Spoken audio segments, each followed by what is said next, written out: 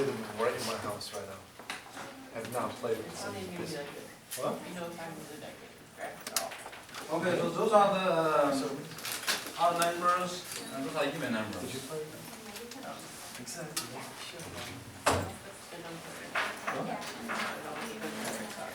You played White House? Okay, so I think we're going to start on Chapter-8. What date is today? Today is like November 10th, 2015, right? So we will finish this Chapter-8 in about 1.5 week. So the exam 2,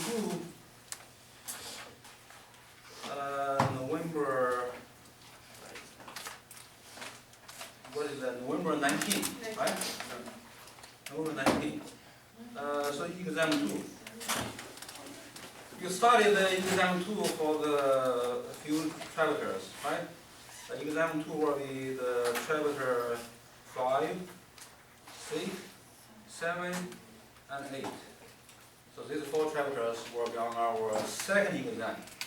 And this will be the last exam I will give to you. Then you will have the final. The final exam will be all the chapters, which means from chapter 1 all the way to chapter 11. Right. Our final is what? December? Yeah. Okay, so I will check that you through that is right. December 15. Yeah. So our time is a little different than usual time. So usually we have the class start at 6:30, but the final you will come here at 7, right? Right.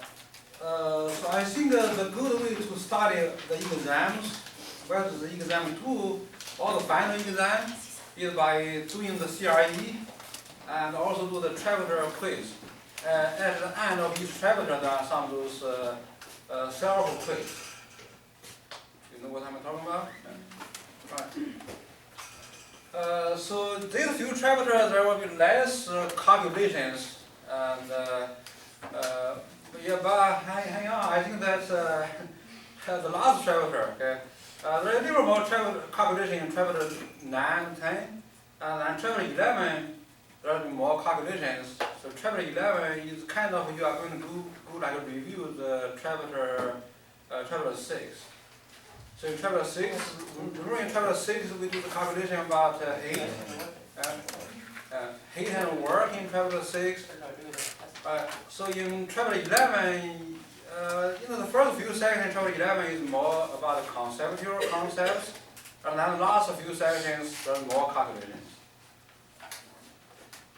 Yeah, so this chemistry, remember chemistry is about material behavior. Material behavior is influenced by the energy. So the first few chapters in this class we study more about those very basic calculations, like those theoretical yield, limiting reactants, how much product can produce.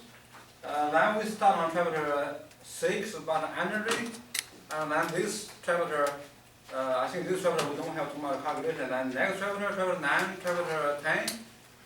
Again, you are going to calculate those so-called the enthalpy change for the chemical reactions, delta H. Right. Well, this chapter, there's the concept. So what we're going to do in this chapter is use what we learned in the last chapter, chapter 7, to understand some of those periodic patterns. Periodic pattern, which means those kind of behavior for the atom or for the ion, like the size of the atom and the size of the ion. Size, I mean the radius of the atom or the ion. And then we will also like try to understanding some of those behavior of atom, why we lost electron, while they gain electrons. So those sequences simple, but sometimes they are confusing too because you have so many patterns you want to memorize. So for example, is about the size or the radius of the ion or the atom, and you will see like going from left to right. Whether they were decreases, increases, going from top to bottom in the same column, decreases or increases, and then you will compare that with like sort of the easiness of taking electron away. So there are many of those patterns, sometimes rather confusing, but it's very important. For example, why the size, why the radius of atom or ion is important, and we know like the movement, the transfer of ion out or into the cell, like the human body's cell, is very important. And those cell membranes have some of those organic molecules like the polypeptide, and with some of those small molecules, you will make those like the channels, and then those channels use some of those pump and pump out or pump in the ion, and so then we find out the channel can pump out, can transfer the sodium ion only plus 1 ion out, and keep the K1 plus ion in. How can the cell membrane tell the difference? They find out the most important difference between these two ions is the radius. Because both of these two ions has similar charge. And the other electronic structure is similar. Right? So that tells us it's worthwhile to study those patterns, to understand those patterns. So therefore, the radius of the ion or the atom and some other periodic patterns will be the main focus of this chapter. To understanding or to be able to predicting those patterns is by studying the atom. And most of those patterns depend on the electron configuration, depend on how many electrons in the atom or the ion, and where are they. Right. So therefore, to study the electron configuration is this first section. We know the electron in the atom, they exist in the so-called orbitals. Orbital is like one part of space. You can find the electron in. And so the orbital has a shape. It has shape and energy. Right? So therefore, to know those electrons, where are the electrons, and in what shape has what energy is very important to predicting those patterns. And for this class, so that's what we ate. But if you know those electron configuration, that means where are the electrons, and when you study some other class, like the organic class or biochemistry, any like those chemistry class, you need this kind of those kind of information. Right. So simply speaking, what is electron configuration? Electron configuration is how many electrons in what subshell.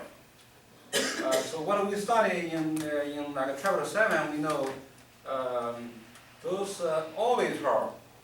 We organize them into shell and subshells. So you should like be able to memorize those terminologies. So we have those 4 like basic frequently most important used subshells is S, P, D, and F, which corresponding to this guy is one of our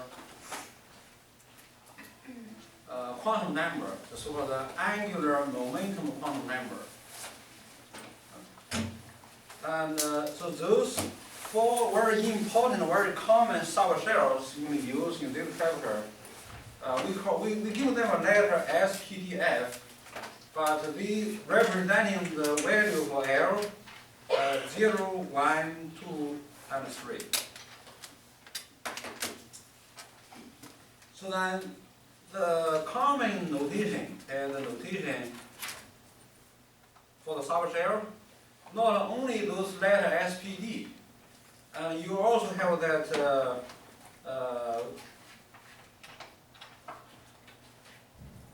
the principal Q. Let me just use abbreviation. The principal quantum number N. So together, this angular momentum quantum number L. Together will give you the notation for the subshell.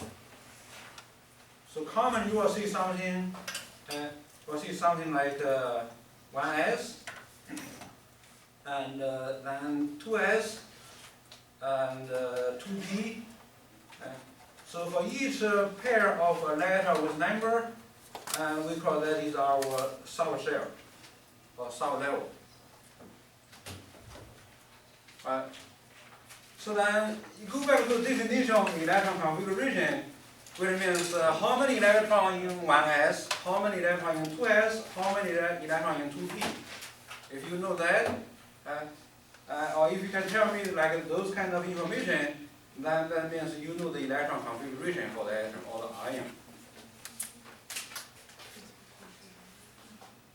Yeah, what's the question? Yeah, notation. Because you see this subshell is the name. Okay? Then notation. So how you represent the subshell? You use like one letter and one number. Okay? So this was the notation. A circle. These are a few examples of notation for the subshell. So is N the shell? N is the shell, right? When N representing the shell. So this N by itself. By itself is our shell. Well, shell equals, some people call that a level. It's kind of confusing because so many names, like why you have so many names for the same something. That depends on like who write the book. Right now, obviously where the electrons are they in the 1s orbital or are they in the 2s orbital? Depend on a lot of variables, depend on how many electrons you can put in those subshells. Depend on what you're talking about. Are you talking about the atom or the ion in the so-called lowest possible energy state, the so-called ground state? Ground state and excited state.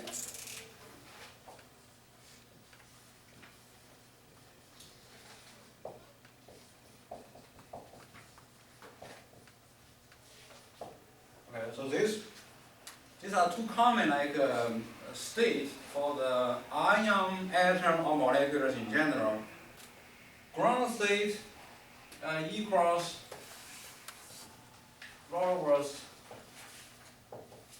possible state, which means once you know those few rules, and you just give the electron a place. Are you going to put one electron in 1s? Are you going to put two electrons in 1s? Are you going to and so on. For most of the atom, we will have the similar sequence for those subshells. 1s will be the lowest, and then 2s will be the second lowest. But there are a few exceptions. And so I will prepare briefly give you an introduction. And then those also depend on what kind of atom you're talking about. So in this chapter, we talk about pretty much two types of atom or ions. Those H, like atoms,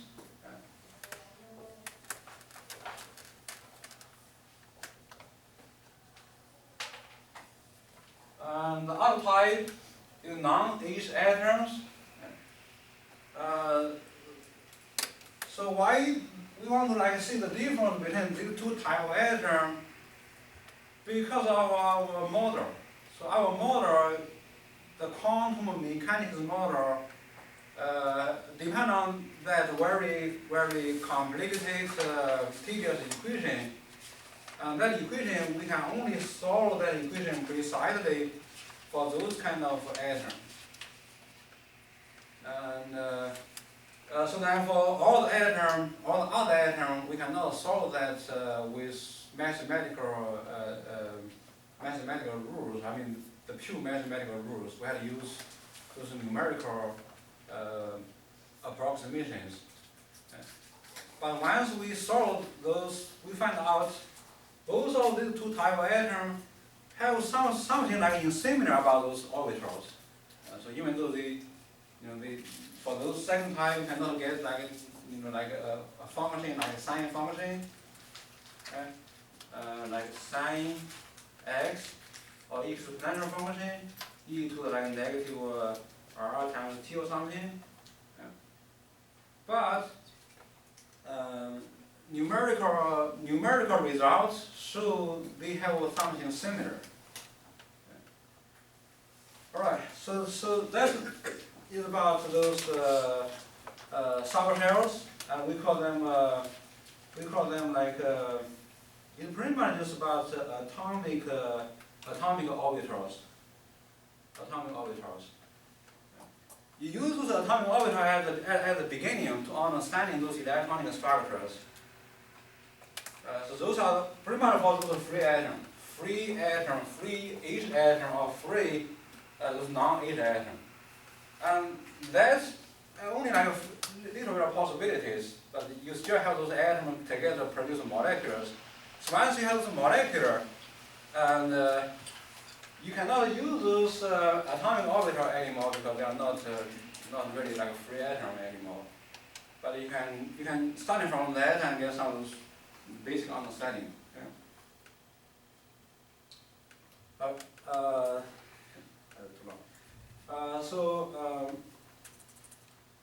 That's what I said.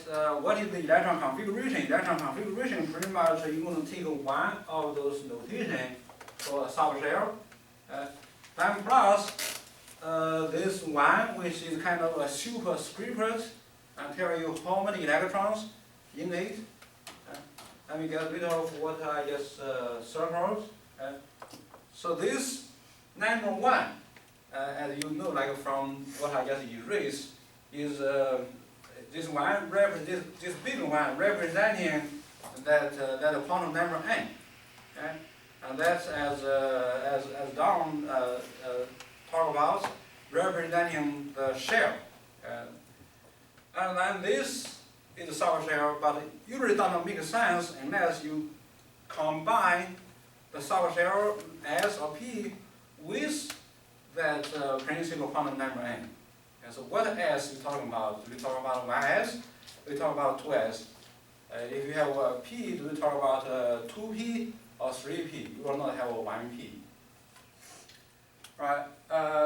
So that's together, this, again, I talk about these two separately because you have to understand this is coming from that N, and this coming from that L.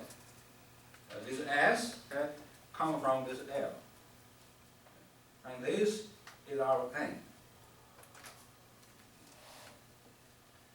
Right, so then this superscript one, this little one, is the number of electrons in that subshell. And then we also learn in chapter 7. Okay? So different subshells have a different number of orbitals in it. But subshell usually, but in general, subshell do not representing the orbital.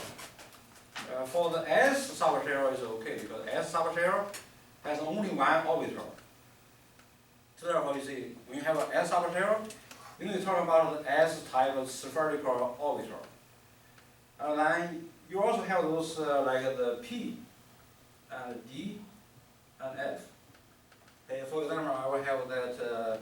If I want to have all those subshells, I need to start with number 4. So I have 4P and 4D and 4F. Right, and so then different subshell has different number of orbitals. But we don't, in this case, we will not tell the difference between those orbitals. We just say they are P-type, or the S-type, or the D-type, or the F-type. What type means the subshell. Okay? So why we don't tell the difference between the why don't tell the difference between those different orbitals in P, or in D, or F? Is because all those orbitals in F, all those orbitals in D, you will see like there are 7 orbitals in F, if you have an F. There are 5 orbitals in D, and 3 orbitals in P. So no matter what, let's say, what P we talk about, they have the same energy. The only difference between that 3P is their orientation. So some of the P is like speed up, and some of the P going from like west to east, and some of the P going from north to south. For chemistry, sometimes, so if all the P are the same, all the D are the same, in terms of energy, they will have a little different orientation. So sometimes the chemists will say like that, we don't care about like what do you have? You have like the PX, means maybe go up and down, you have all east-west. Sometimes important, depending on whether you use like 2 of that and have 1 left over, depending on the class, right? So therefore, for right now, you just see like how many electrons in what, in where, in S, how many in P, how many in D, right? And you will see a lot of time those kind of notation, 1S, 1, and so on. It's a very interesting like topic, and you study like in chemistry 101, you will use a lot, pretty much if you study chemistry, and right. So we already talked about that how electrons occupy orbitals. Okay. So calculation with Schrodinger's equation, so hydrogen's 1 electron occupies the lowest energy orbital in the atom, and those kind of state we call them ground state. Hydrogen atom is very similar, has 1 electron. You calculate, calculating that Schrodinger equation. Remember what we talked about in Chapter 7? You will get those quantum number N, L, and ML, so this is one thing you get. You also get those energies E, and you also get a bunch of those size, which after you square that, they become orbitals. Right? So orbital has energy, has a shape.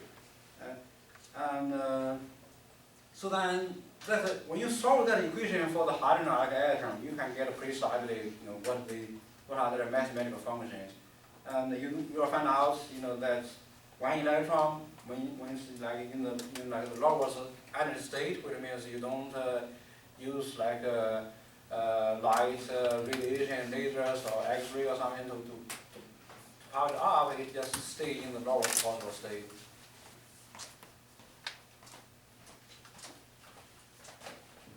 Right. So the other atoms is not H atom, and you cannot solve that exactly, but you can just like approximation. Okay? And there's a lot of those computer programs you can calculate. You can calculate these 3 things again. What are those energy? What are those size? What are their what are their number, what are their quantum number n, l, and ml. So you find out those orbital, that means that's a psi square, and has similar shape and a similar grouping shells as the H atom, and they also representing similarly by that 3 quantum number.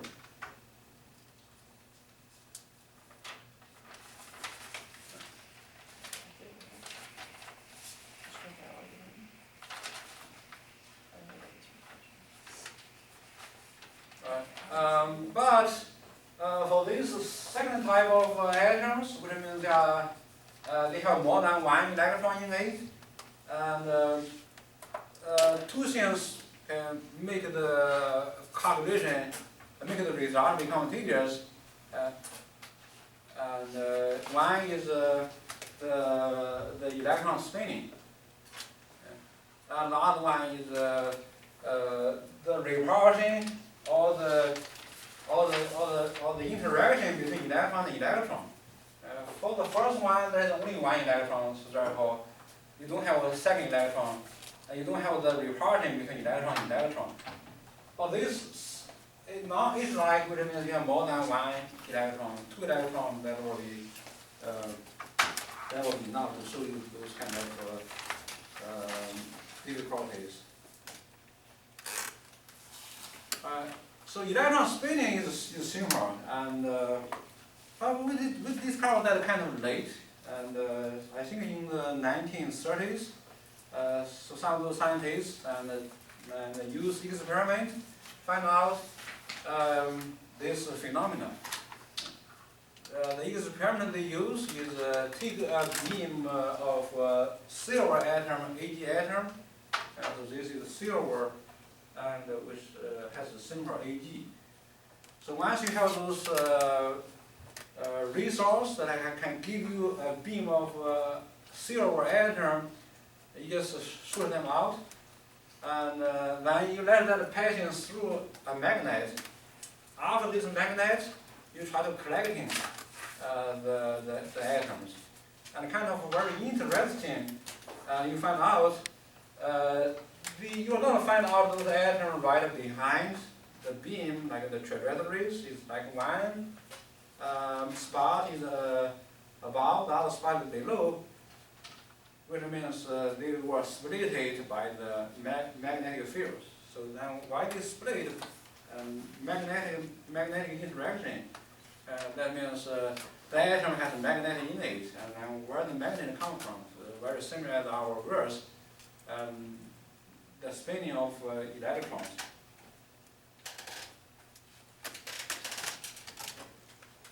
So this is about the discovery of electron spinning, and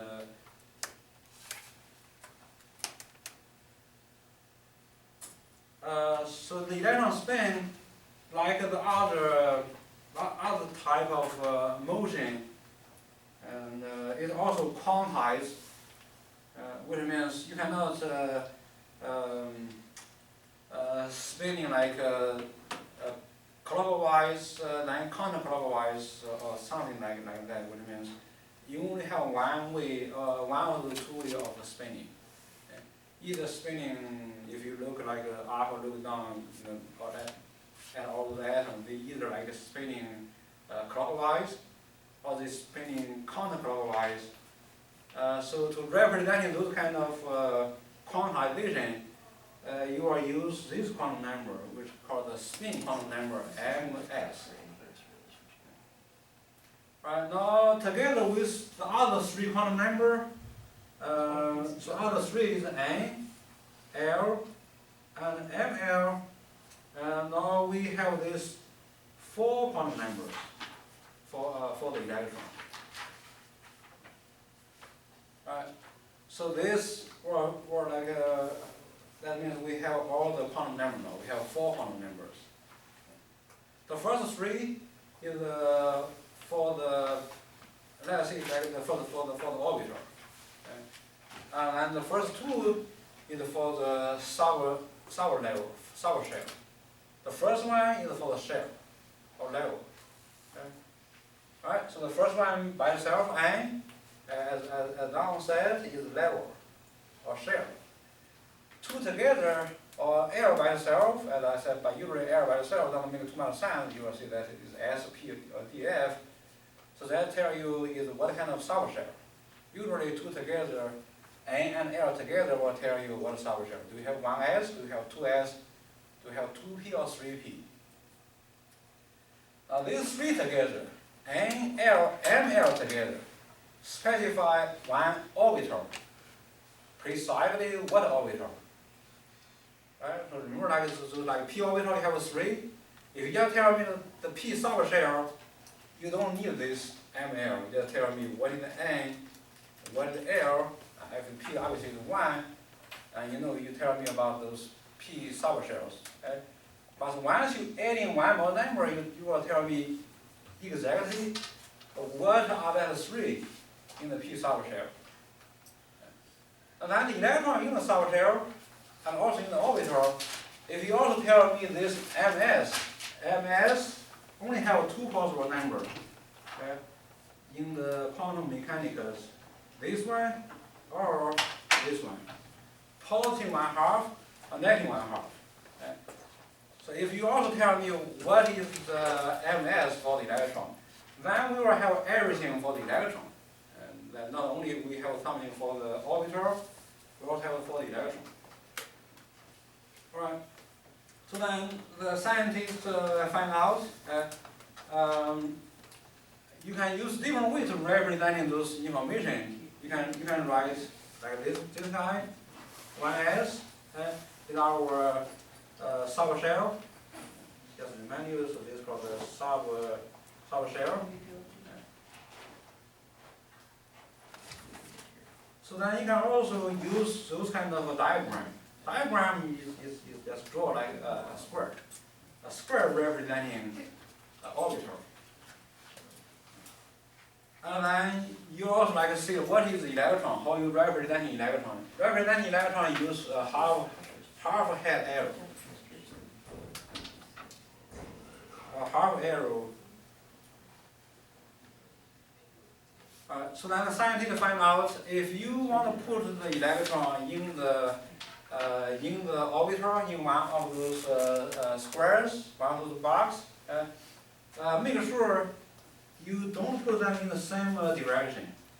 So if I want to put another one in here, so if I already have an arrow like pointing up, and you will have an arrow pointing down. So if I erase that, and and this, you want to add in this one here, because this one S, we're representing the electron configuration. So this will be our electron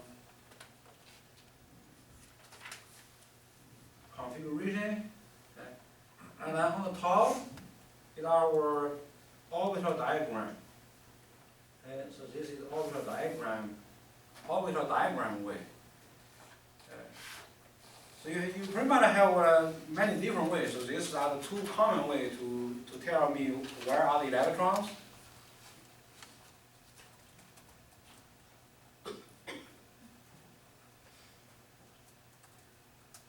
Right. So as I said, to get the idea of where are the electrons, you need to know what kind of atom you're talking about. Are you talking about the ground state atom or the excited state atom? Okay? So in this chapter, unless we see something like explicitly, we always like to talk about this kind of state, the ground state. Right. So then, to get the idea of where are the electrons, you need to know what subshell has lower energy, and so on, so kind of sequence.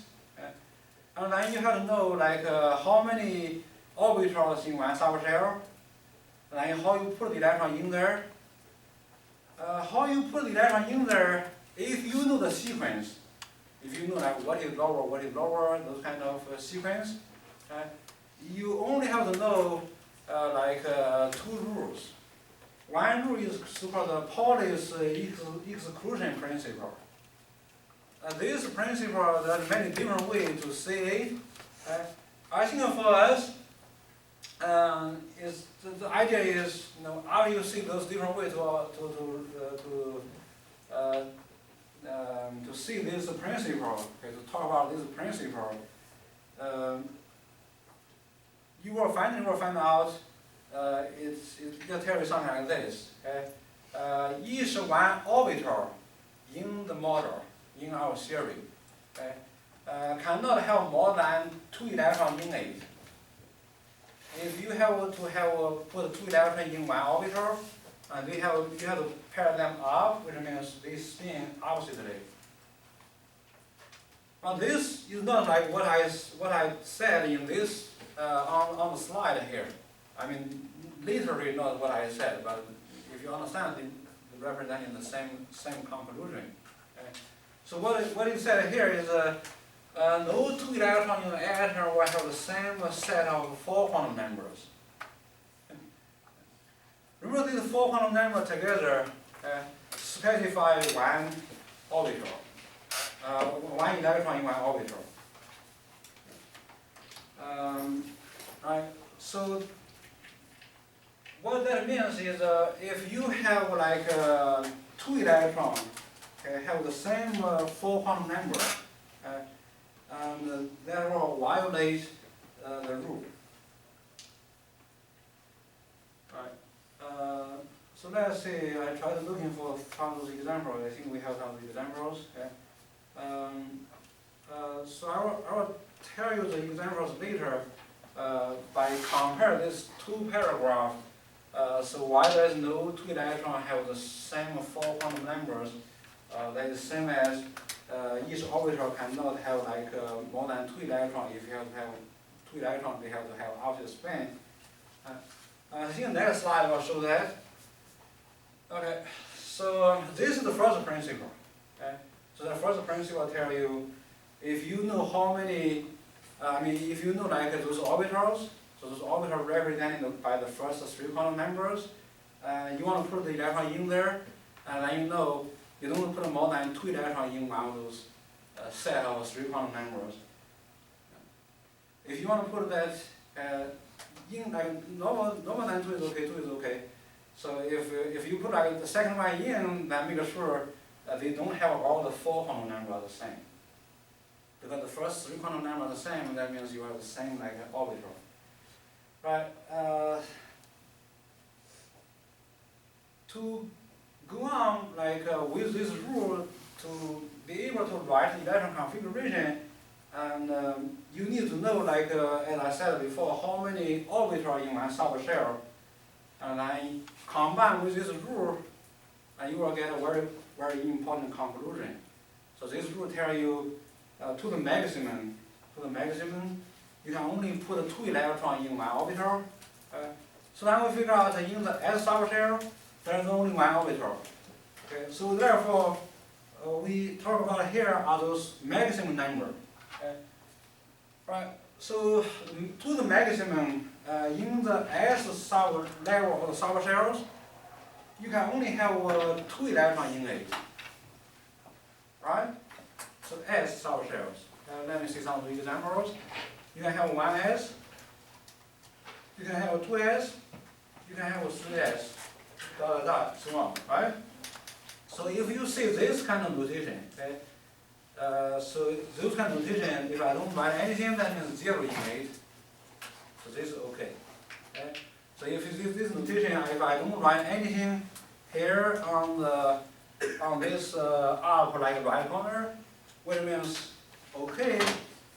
So that tells you there is a 0 electron in the S subshell. Understand? Okay. Now the second possibility is also okay. So if you write it like 1s1 and 2s1 and 3s1, so that's also okay. But all these three tell us there is 1 electron in those S in those S subshells. Understand? That's also okay according to this Pauli's exclusion principle. No more than 2 is okay.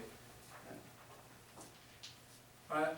So if you can also put one more, okay, you can take them to the maximum. So you can put a 1s2 and 2s2 and then 3s2.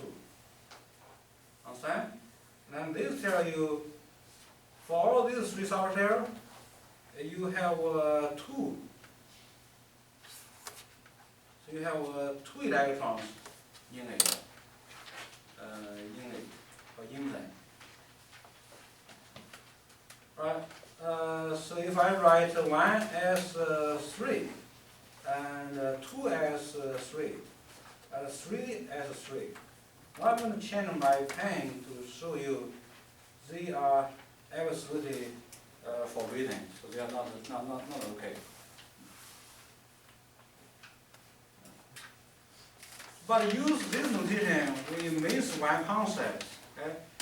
Which means if you want to use the box, so this box, and this box, and this box, so in one box, in one goes orbital. So that's okay for this one. That means they are empty, they are all empty. Alright? Now for the second one, then you just draw a box here, draw a box here, draw a box here. Okay? If I want to represent each of them has 1 electron in it, you just draw like one arrow like that. Whether you draw the arrow like the head up or head down doesn't matter. Okay? You just draw like one arrow. Now for the last possibility, so that means we have 2 electrons in it. Okay? So the concept that is missing from the electron configuration visually, but if you know that the second time you will know that, and that means you will put 1 electron like that. So the second electron you just put the opposite. So that means they pair up. So those information really for like any person who take the class the second time you know that will be the those are the truth. So you don't put them in the same with the same spin. Okay, so which means if I draw something like this is forbidden. And then this guy, let's say this one is 3. If I draw something like this, draw like 1, and then I pair up, and then I have another electron I put it here, that's not okay. Okay? Alright, any questions? So this is about this first simple rule. I think we already have enough confusion. Right, so you know why any S, whether you have 1s or 2s, you have 1 orbital, so each orbital maximum 2 electrons, therefore the S subshell to the maximum 2 electrons. And the P subshells, so you don't have 1p, you have 2p, 3p, and so on. Right? So any p, if you have the p, you don't have 1p. Right? So any p, 2p, 3p, 4p, there are 3 orbitals. Right? 3 orbitals, therefore, to the maximum can have 6 electrons in it. Have 6 electrons in it. Right? Now, let's see. Let's have some examples. 1p, not good. But you cannot have 1p. Right? Okay, now you start with 2p and 3p and 4p. So again, if I write that, that's okay. But that means you have how many electrons in it? 0 electrons in it. Right? So if I write 2p1 and 2p, 3p1 and 4p1, that's okay too, right? Because that tells you how many electrons in them. There's 1 electron, right? So only 1 electron. So only 1 electron in them. Okay. So let's skip a few.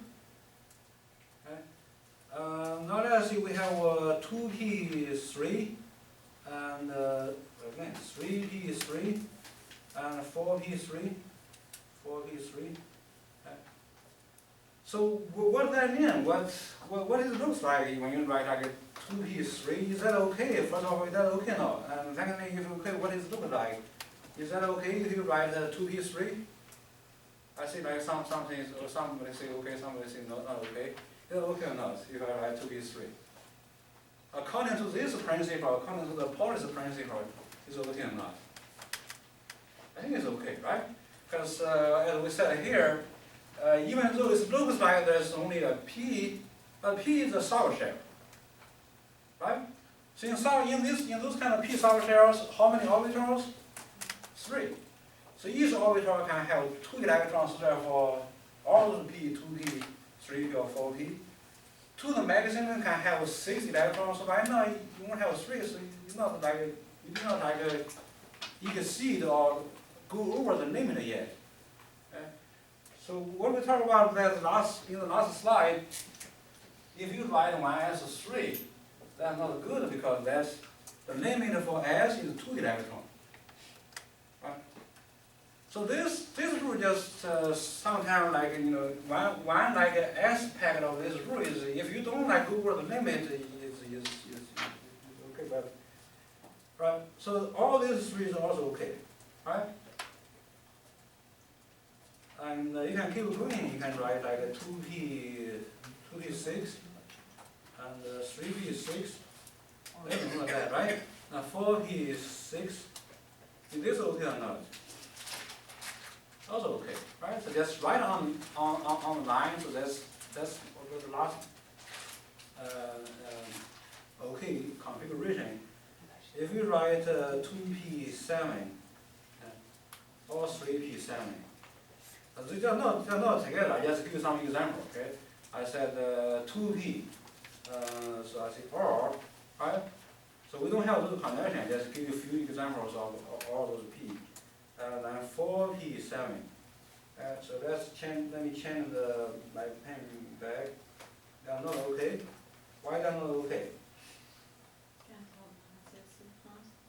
Why they're not okay? They go beyond the maximum.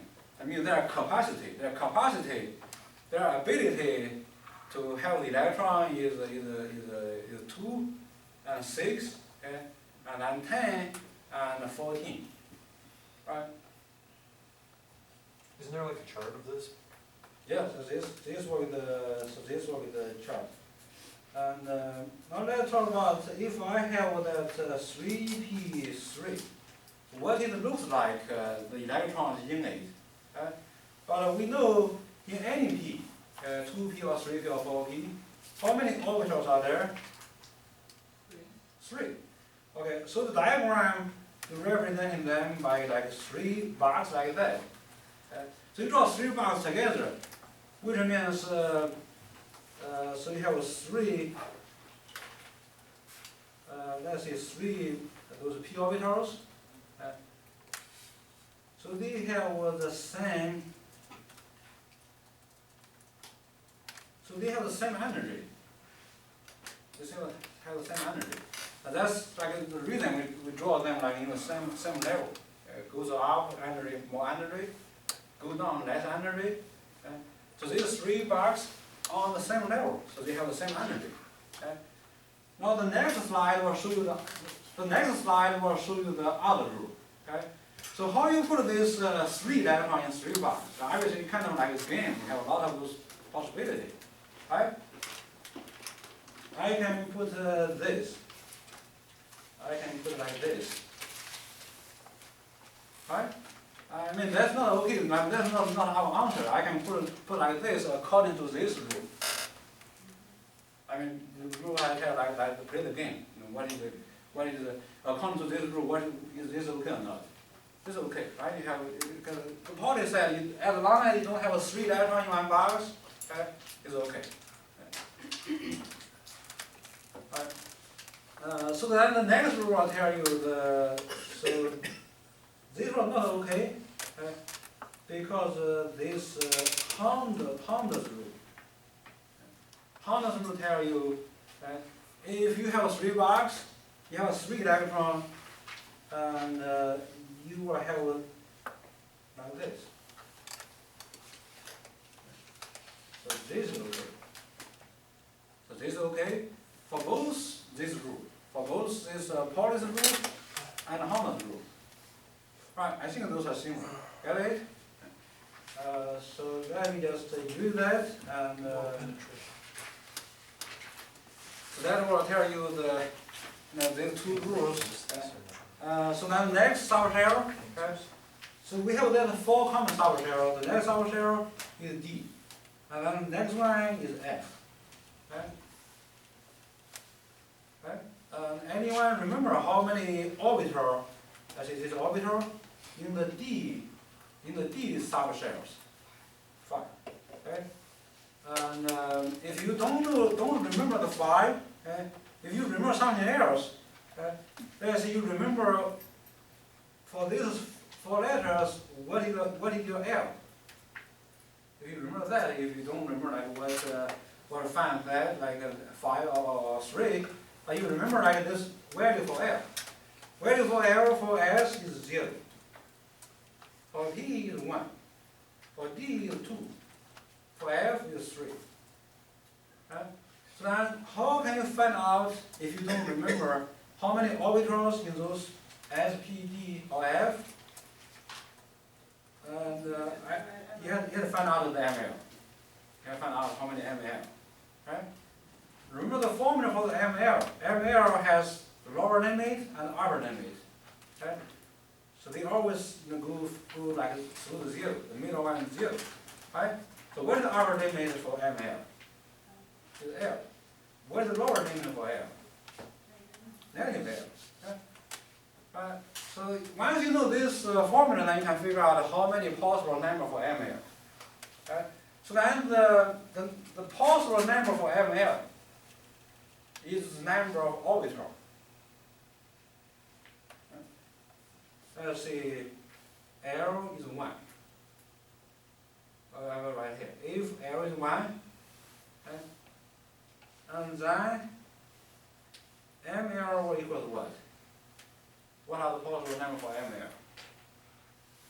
According to what I write here, so the lower limit is negative L, and then you any1, and here you get to positive L. Okay? So now if L is 1, then what are the, when I write here, that means what are the possible, right? What are all those possible values? So what are all those possible values for ML? Any1. So you're always starting from the lower limit. And then you are any1, so you will come out to 0. Then you any another one, you come out to what? Positive 1. Positive 1. Now how many, altogether, how many possible values? How many possible values for this ML here? 3. And this 3 is what do we get this 3 here? So this 3 number, negative 1 is one number, right? So 0 is another number, then positive 1 is another number, so you have 3 numbers. So 3 number, which means you have 3 orbitals. Get that? So that's how what we study. You either can memorize or you don't memorize. You just from what you memorize, you don't memorize how many, but from what I memorize how many errors, then you can find out the answer. Right. So for D, there's 5 orbitals. Anyone remember for, or you can randomly you can just find out the game, right? So if I tell you F, which is the same as, whenever I see something F, which is the same as I say like L is 3. If I say L is 3, then you can figure out how many possible values for the ML. Right? So if L equals 3, and then what will be our ML? 3, -2, -1, 0, and then what? 1, 2, 3. It's starting have from one end, and either any number or subtracting numbers. So 1, 2, and 3. Right? Now this is how many possible numbers for the ML. If you have this L, and you see the name ML, that means this M depends on the L. Right? So 7 possible number here. 7 possible number here, that means you have 7 orbitals for any of those F. Right? But just be careful whether you have that 3F or 2F or 1F, do you think it's possible? Right? And then you will figure out the relation between those L and N. Alright. So then let's finish this table. Right? So if we know there are 5 orbitals in those d subshells, how many electrons you can put in some of those d subshells? You can put 10. You always double the number of the orbitals. Right? Okay. So then how many electrons you can put into the F subshells? Very good. So this one times 2, give that. This one times 2, give that. Alright. So I think that's it. So probably some of you don't really understand why we don't have 1P or 3F. Okay, so we don't have those. So why we don't have I said 1P, why do we have 1S?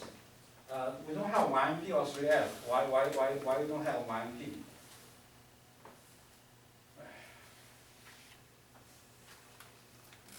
You have to find out the relation between N and L.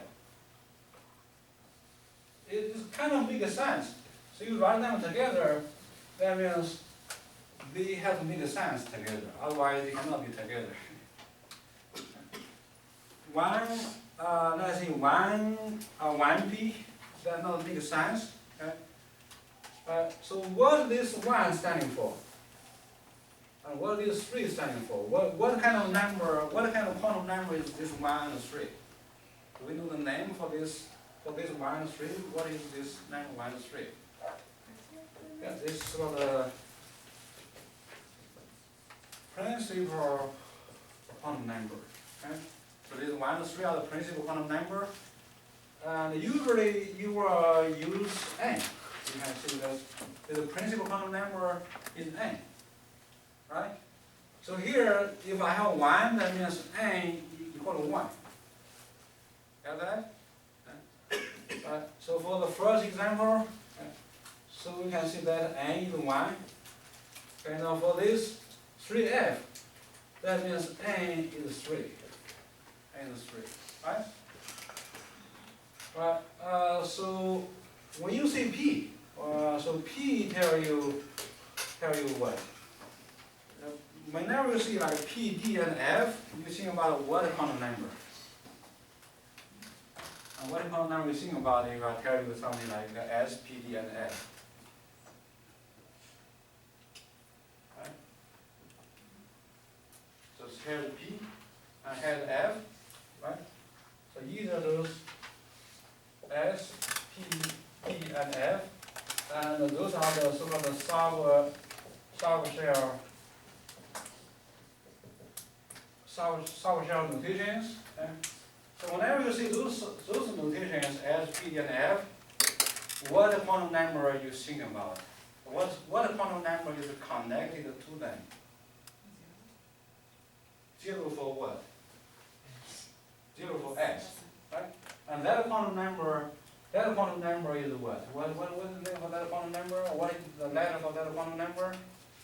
L. Right? Yeah. So this is L. That tell you L. If it's P, L is what? First tell you if it's P, any P, L is 1. Any P, okay? No matter what P, okay? So whenever you say P, that means, see how the arrow, that means P means L is equal to 1. Or P tell you L is 1. And now similarly here, if you see F, okay, that'll tell you L is what?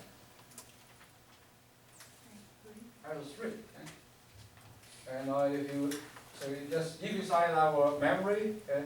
So those are letter notation, okay? And then this is L. So this is L. 0, 1, and what is this? 2. What is this? 3. Okay, so those are the number. So those are the 1-to-1 pair, 1-to-1, like those kind of correlation. Okay? Now here when we pair here, that means this is our N, this is our N, this is our N, okay? And this it still has its own meaning. So whatever you see the P, that means L is 1. Okay now? Can we have 2D? Let's see, you can have 2D or not. Okay? And let's finish this, you cannot have 2D. The answer is no. Okay? So why that? This 2 is no. We said that no. We don't have those kind of notation because I said when you put these two together, that means they have to make sense. Okay? I mean, make sense, that means you have to use this usual rule. What the usual rule is said is N equals 1, 2, 3. So those are the OK value for that 3-quantum number. Okay, so if you have 1 for N, it's okay. If you have 2 for N, it's okay. Okay, now what are the OK value for L? The lower limit is 0. Right?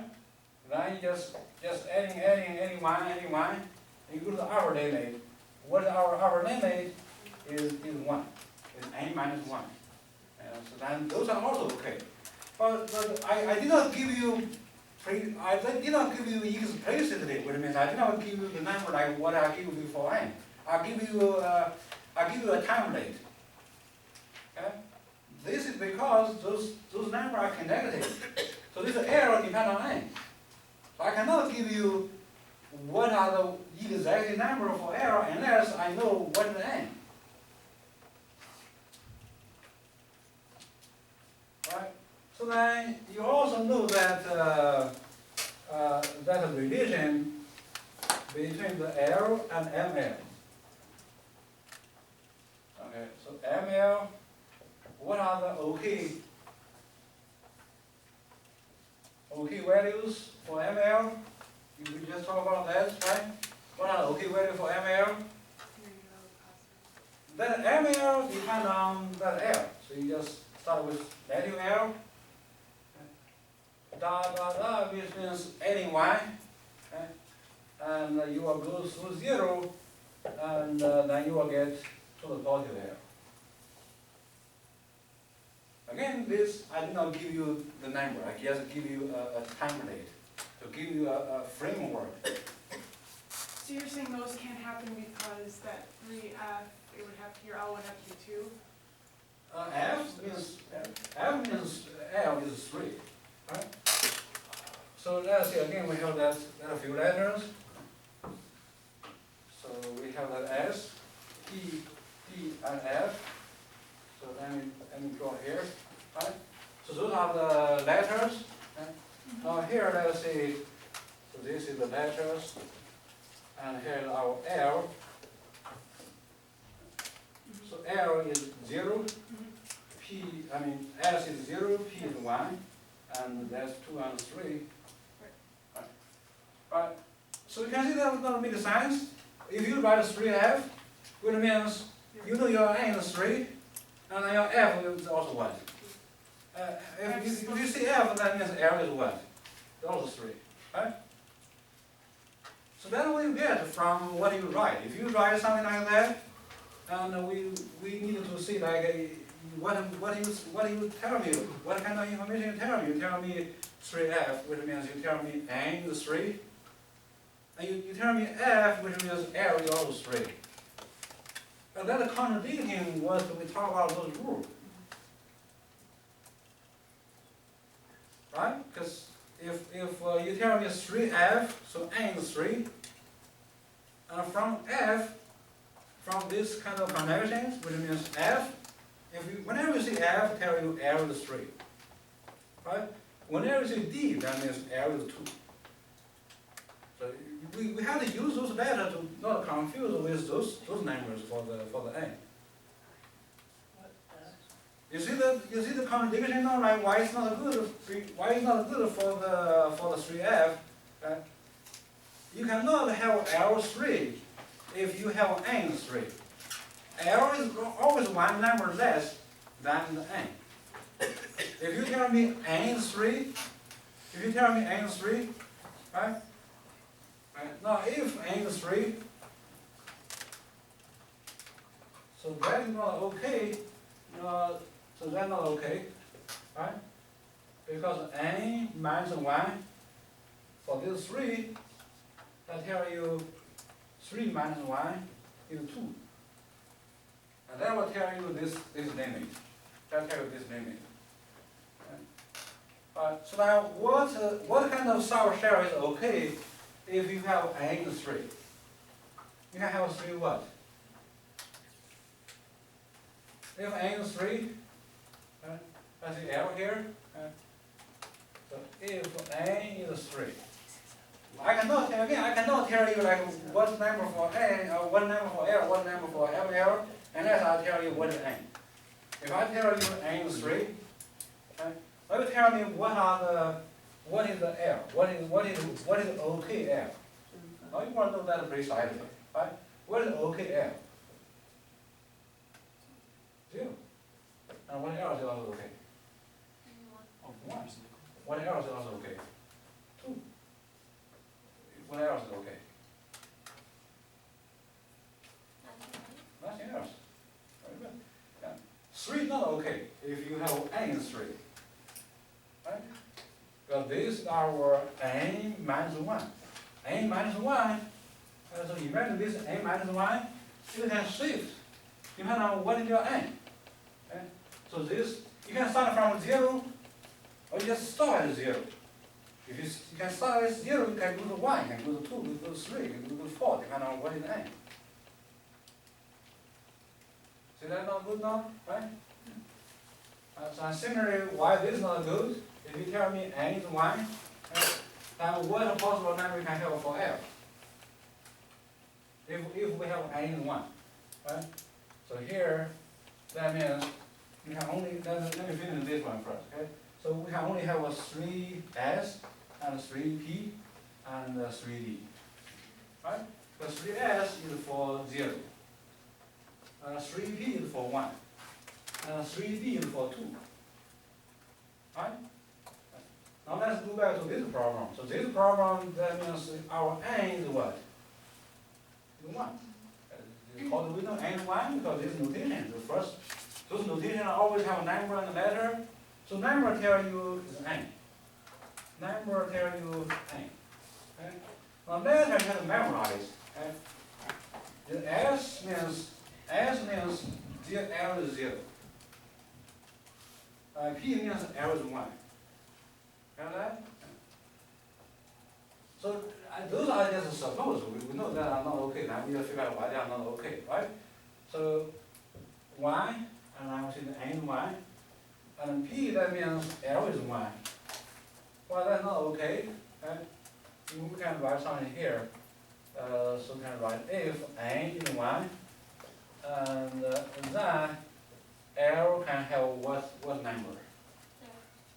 Okay, 0, because L, I did not tell you like all the possible number, I tell you is, you can always start with 0. I did not tell you what is the upper limit. Okay? What else? Anything else? Yeah. So because 0 is our N minus 1. Because you have N 1, right? It's kind of you're starting from 0, and then you are adding with 0 because that's your upper limit. Right? So therefore this, you will not have this kind of 1B, but kind of 3F. Okay?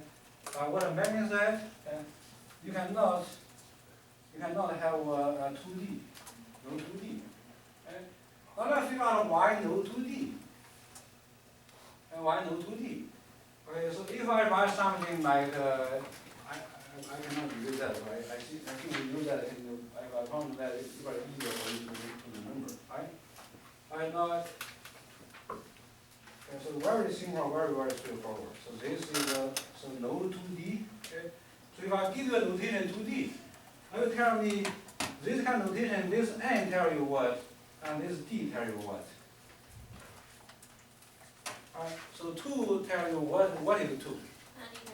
N is 2. Okay, so N equals 2. D tell you what? L is 2. L equals 2. Right? Yeah.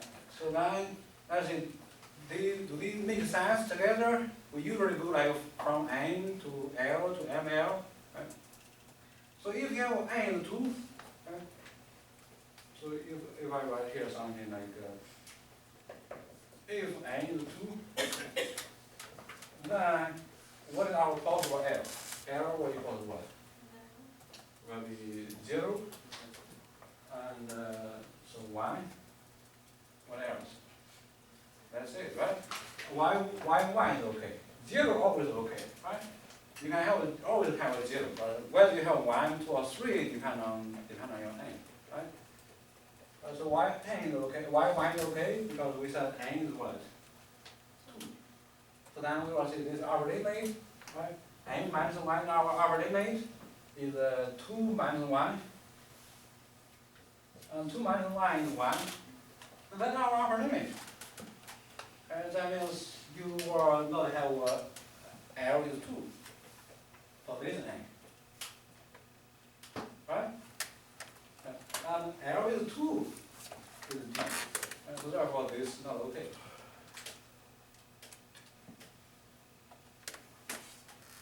Right. Probably this other exam just very small point. So sometimes just wondering about those. And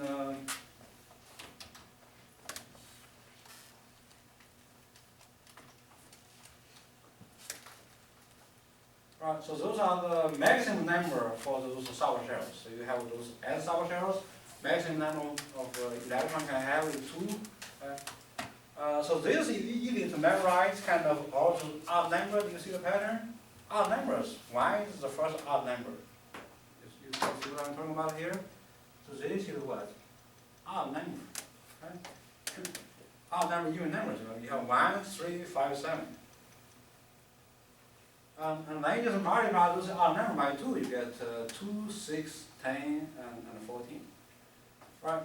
That is very important because we, with those of you like in your mind, and plus that Handel's rule, plus that rule, I showed you like briefly with the 3 box and the 3 arrows, you pretty much solve all the problems. Then the next thing is you want to find out which one is lower. Do you have 1s is lower than 2s, 2s is lower than 2p, and which one is lower, right?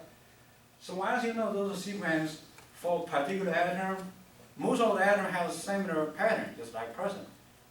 So most of the atom, like I think 95 or 98% of those atoms has very similar pattern. They are always 1s, 2s, 2p, 3s, 3p, and 4s, 3d. But there are a few of them will be out of those patterns. Right? But we still talk about those ground states. So ground state, that means you just find out who is lower, and put electron in there, and put them to the maximum. Okay? Now this is one term I was thinking about. Remember that I tell you I confused you. They talk about that 4 quantum number is for 1 electron, and 3 quantum number is for 1 orbital, 2 quantum number is for the sour shell, and 1 quantum number, the first quantum number is for shell. So this few terminology. So this is for shell, right? And obviously, I just write them on top of them, but usually we'll see, you have to take this together with those previous you have, right? So this is sour shell, right? And then this is our orbital, and then this will be our electron. Right? So the first one by itself will tell you the shell. So your electron in what shell? Okay. Then if you also know the second one, okay, so this is L. This This is our L. The L will tell you what are those sour shells. Do you have a 0, do you have 1, do you have 2? And that last one is either plus 1/2 and negative 1/2. So that's just for one of those 2 electrons in the orbital. So this is a good example. You can see there's 2 electrons in the helium atom. Even though in helium atom is already 2 electrons, so therefore mathematically you cannot solve that precisely. So you just do some of those calculations with some of those very like super power computers. You find out some of those numbers, and then you put them in, you will have those, and you can see the results. So 2 electrons, the first electron, these first 3 are the same, but the last one is different. And that just tells you that.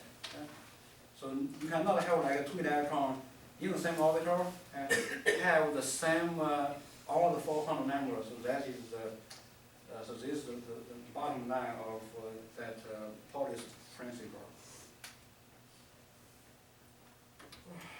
Any questions?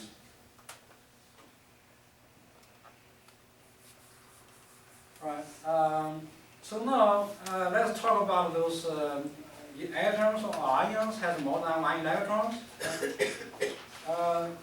So when you have those ion or atom has more than 1 electrons, and so then couple of problem. One problem is, as I told you before, you cannot find out those solutions, the size or the energy for those kind of atoms by solving that equation. So then, if you do the calculation numerically, you find out those sublevels, like that 2s and 2p. These are the 2 sublevels in the second shell. You will have 2s and have a 2p, and like a 2d, right? So this is like one example, 2 sub-shell in like 1 shell, right? In the first shell, you have only have 1 s. Understand? Maybe I should write them oppositely because let's write them oppositely because you usually will see the energy increases. So this energy increases, right? So there's only 1 s, in our first shell. Then you have 2s and 2p. Right? So this is our second shell. In our second shell, we have these 2 sub-shells. And this is our first shell.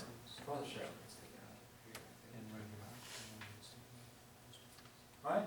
So first shell, this is my unit notation called the first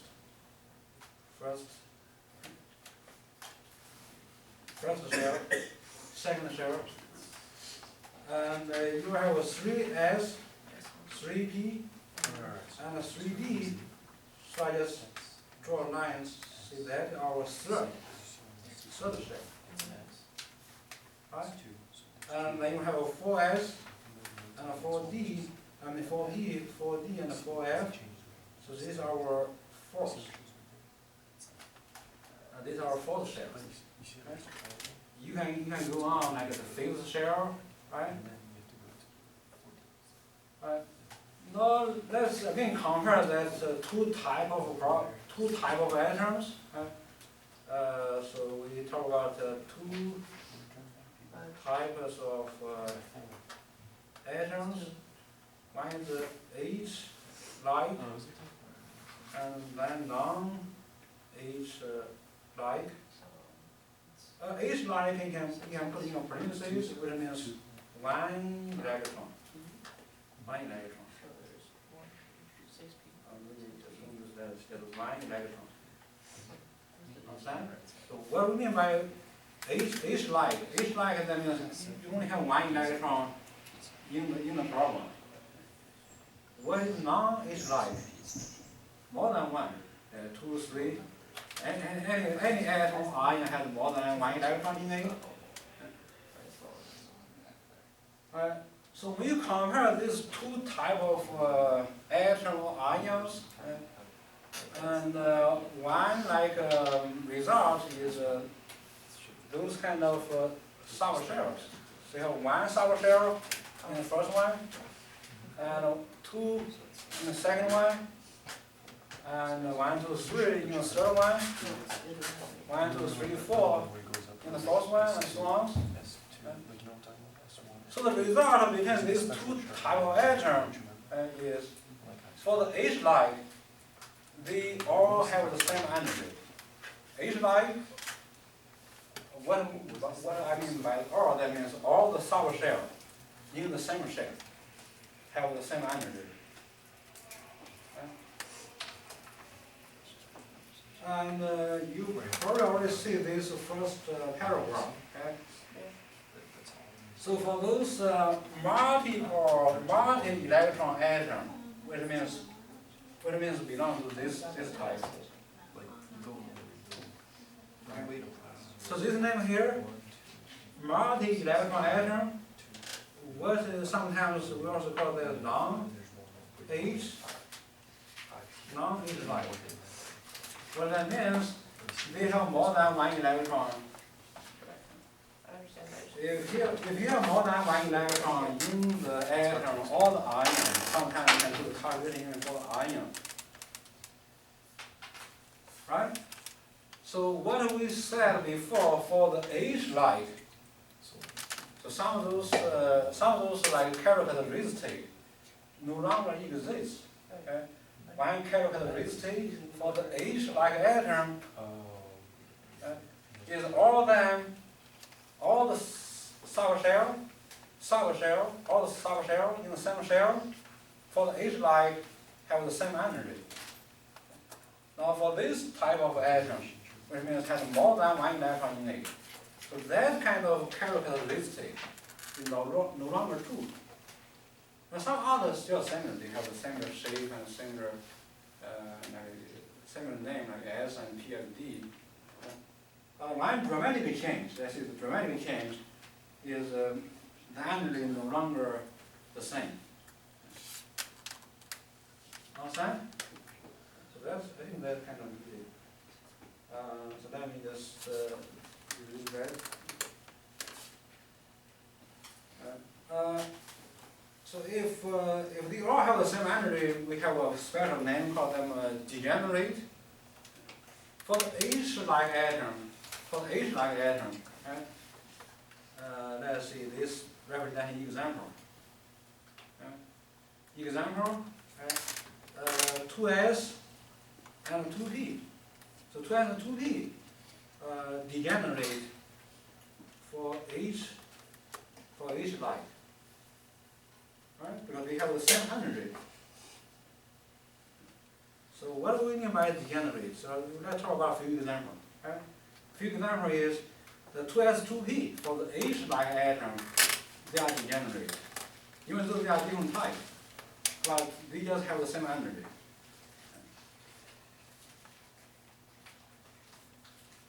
Another example, the 3 orbitals in 2p. So that's another example of the so-called degenerate. Okay? So this example is a little more general, or a little more like make more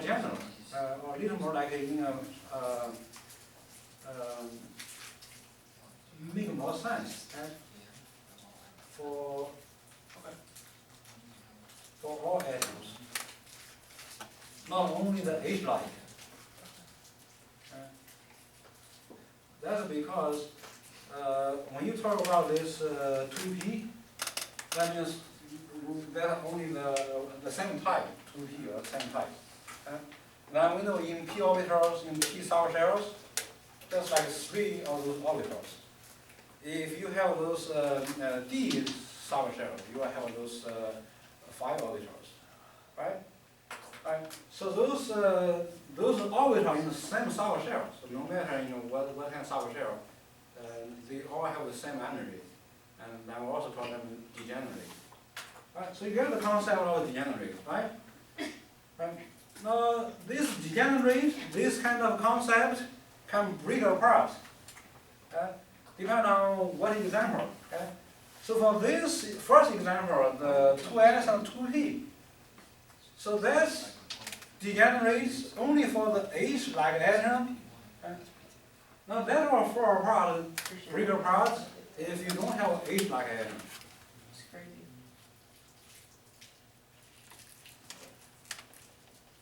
Right, so that's I'll double check. Double check. if you see the angry diagram, so this is the E increases. Let's see, this is for H light. Those are non-H light. One S here. And so this is the 2S, this is 3, the 2P, and they're all on the same line. So they're on the same stair. Got that? Right, so the next one will be our 3S, 1, 2, 3, and 3P, 1, 2, 3, 4, 5, and 3D. So I think I just want to show you the idea, right? Show you the results. So you see here, this is lower, I mean standard is lower, and here it is 2S and 1, 2, 3. That's what we call 2P. So all these four together, okay, they're a little higher than this 1S, and then the next one is 3 something. Okay. And this is so-called for H light. So for H light, these four together, and then all of these 9 together have the same energy. Now compare for the non-H light. You still have this 1S here, and then this was our 2S, this was our 2P. And this is the so-called split. See here, 2S, they were lower, and then 2P, they were higher. Similarly for the other, for our next shell. Next shell, you will have this 3S, 1, 2, 3. This from the same line.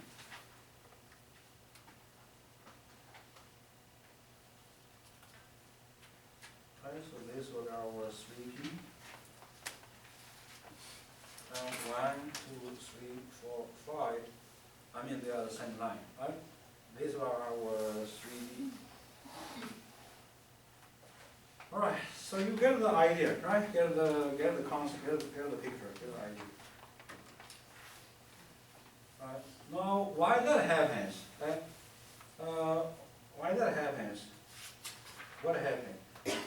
What happened is for the subshell, if you have those, I call them NS. NS will be lower than the NP. I just call them N, but obviously you saw before, you will not have the 2D. Okay? Just in case you have all of them. NS lower than NP, and you will see the pattern then in lower than what? Next higher one is D. What was the next highest one? NF. Okay? That means you have the same N. You have the same N you can compare. Alright? So this is our result. That's and experimentally you find that that's the result. So what caused that? What caused that is the interaction between electrons. Because we see this result, what I just erased is for those multi-electron atoms. And those interaction is so-called those terms are related, called shielding and penetration. Okay? It's kind of like a warrior have the shielding. Okay? So you see this example. Okay, this simple example is about lithium atom has 3 proton and 3 electron. Right? And so then, according to this quantum mechanics model, okay, so where are the electrons for all the electron configurations? Okay, is 1s2 okay, and 2s1, and 1s2 and 2s1. Okay, so both of these is what we try to study in this chapter, electron configurations. That tell you where are the electrons, right? Right. Now, what is the shielding? What is the penetration? It's just a few concepts. Okay. So if we know the electron configuration, we only can see like the statistically or the probability of the electron. Okay. Well, the electron is always like moving around in the atom, in the nucleus. We cannot really pinpoint, say, your electron is, at this time is always there. Okay? So they only see the probability. So the highest probability for the 1s2 is represented by this blue area. That means most of the time there are 2 electrons in the 1s orbital is in this area. Understand? Or in this region represented by this blue, by this light blue. And usually will tell you this is like 90% possibility finding electron in this radius of like a space. Right? And so then the other electron in the 2s, that means 2s1, is this electron here. This electron is also in the s, but there's different s. So there's 1s, there's 2s, there's 3s. If you see those details, you will see the 2s is a little bigger than the 1s.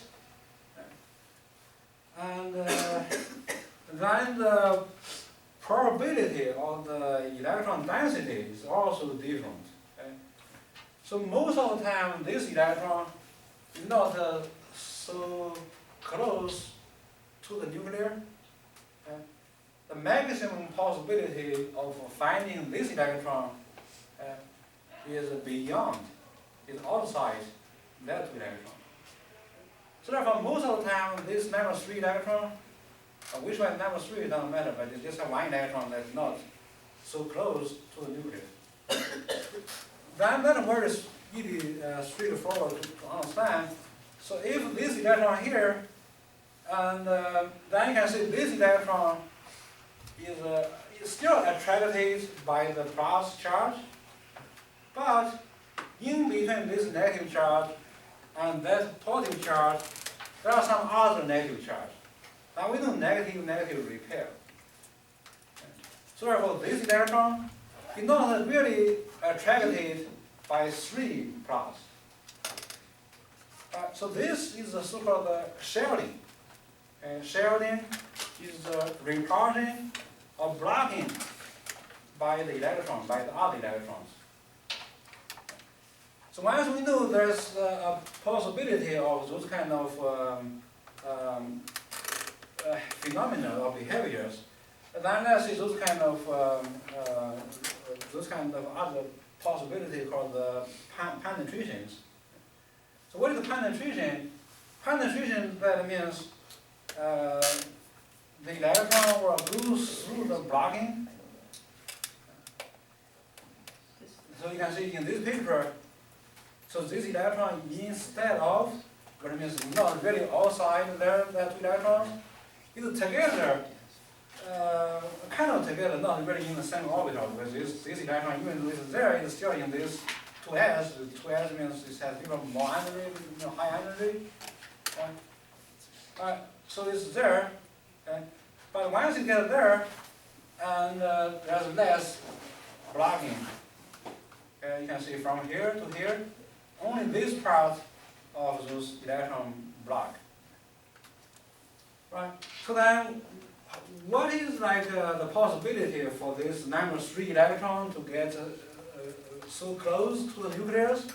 How much time is spending so close, or what is the possibility?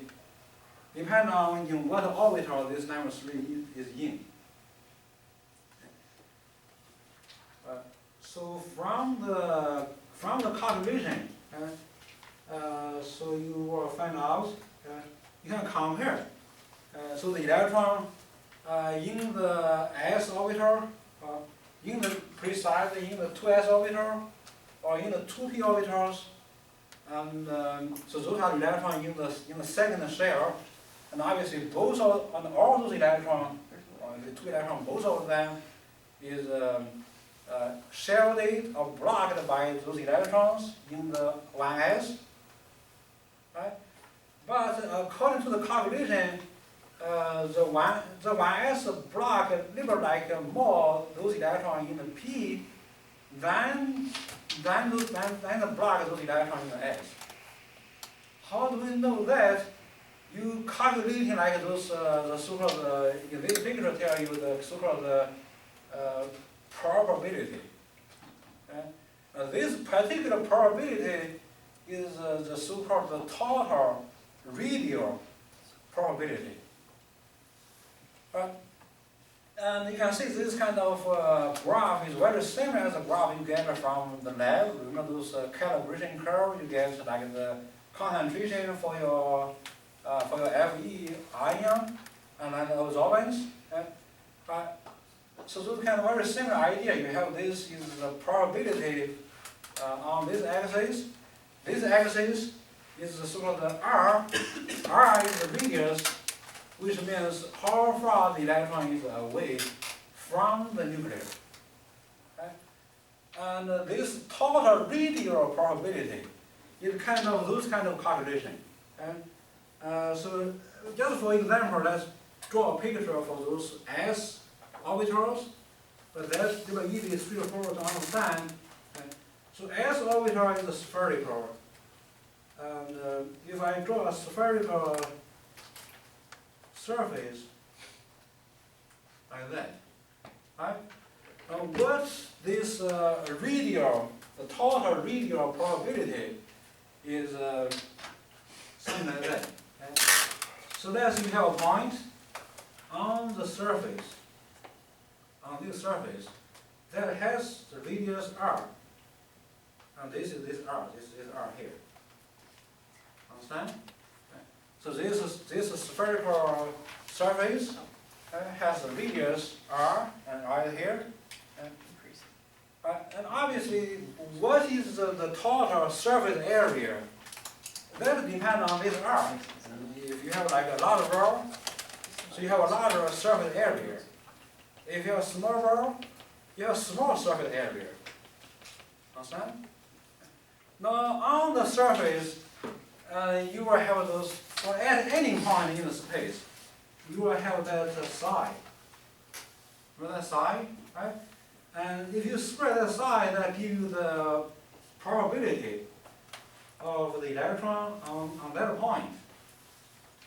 And because this psi, that only depends on x, y, and z. In a space, you will specify what is your x, what is your y, what is your z. You will see what point you talk about, right? So once you have that, and you have those psi, you square that psi, you get what is the possibility or what is the probability of finding electron in that point. Now this radial probability, the total radial probability, which means you have to multiply that probability for one point by the total area Get that?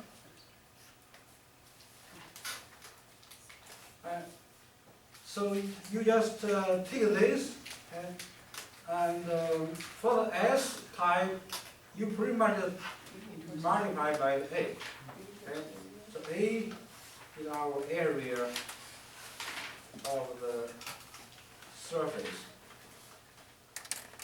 Okay? And for the S type, so this size square on all the points is the same. So just multiply by the total area. If you talk about those P or D, so obviously that on different surface, so there's a little different for this size square, so you have to use those fancy integrations. But anyhow, you can find that out. Okay? Right. So once you find that out, you see this result. Okay? And you can see what is this result here? You compare. Compare this those P sour shells, P type, with S type. Did you notice the difference? So let's see this red line is for the S. Right? Did you see that there's this point here relatively high, and then gradually goes down, then goes up again. Well, this small difference really make a dramatic change, a dramatic difference. Okay? So this little maximum here is for our 2x. And we don't have this little maximum for our 2p. Is it 2p? So just gradually just die off. And that's tell you actually the penetration. So those electrons in the p orbitals, they just gradually getting less and less possible to getting closer and closer to the nuclear. When you see closer and closer to the nuclear, which means the R getting smaller and smaller. And when R becomes 0, that means your electron getting into the nuclear. That is impossible, right? Right. So this small difference tells us those electrons in the S type of sour shells or the orbitals get a little more chance, little more possibility getting closer to the nuclear, to the nucleus. Right? And that is very, very important because you're getting closer to the nucleus, and there's more attractions. More attraction. What do you mean by more attraction? More attraction. That means the energy for the orbital, for the electron, is lower. Lower means stable. So if the electron has little low energy, and if the electron has little low energy, that means it is a little like stable. So then, again, as I said before, if you compare those different sour levels with the same N, and they have this kind of order. It's very, very important to emphasize here, they all have the same N, all have the same N.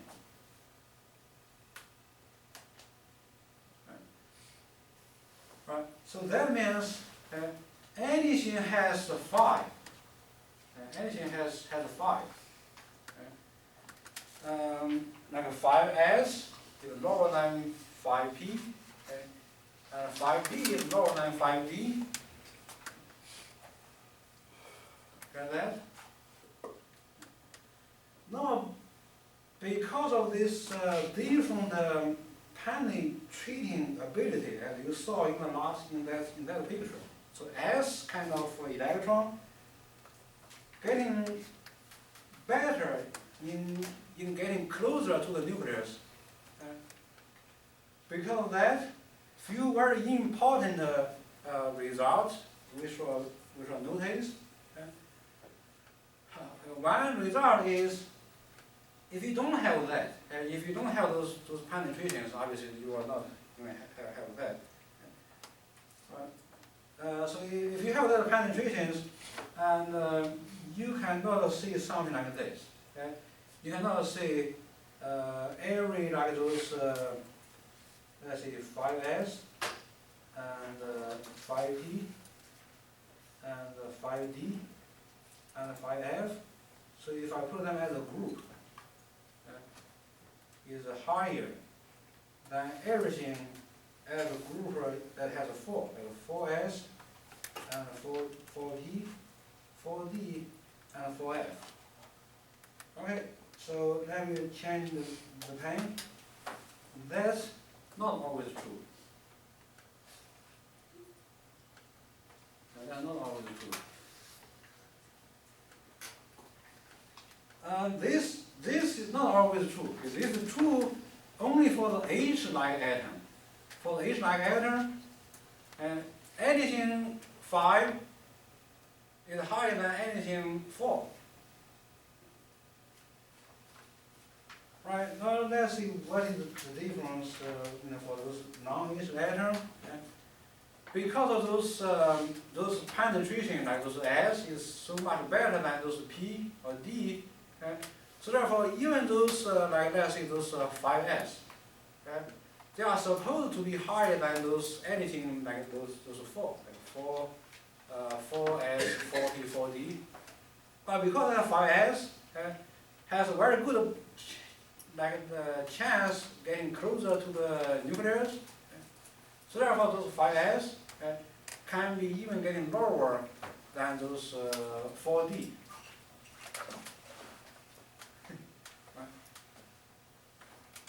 And so that is because of penetration. Yeah. Can I ask about this H-like atom you keep talking about? Yeah. Do you mean like, would that be like the first whole column? Maybe. Yeah. Right. Let's say H-like atom. I put this in the quotation mark. Right. Equals any atom where there is only one atom. Or Only one electron like in the outer. only orbital? H, maybe some ion, Oh. maybe some ion. So any atom or ion that has only one electron, it's simple like that. You can take any atom. But then how come when you talk about it, you talk about 2S and 2P, like if it only has one electron, it won't have those? You have that, but it's empty. Oh, okay. You have one electron, you can have, it's kind of like you have a lot of those. Because it moves back and forth? Yeah, but- they can move, they can jump up and down, they can just. Very good question, right? Yeah. So that. Yeah, and so why there's like those different penetration as we talk about, because those orbital has those shape, and so they can get a little closer to the nuclear. So because of that, and if they getting closer, or they have a better chance getting closer. There's a detailed calculation, but that will be like not what we won't talk about those detailed calculation. We just know like we will just see the result. So the result is those electrons will have the sort of the effective nuclear charge. In the last example is our lithium atom. Lithium atom, it has 3 protons, right? The lithium atom, like Li, number 3, that means it has 3 protons.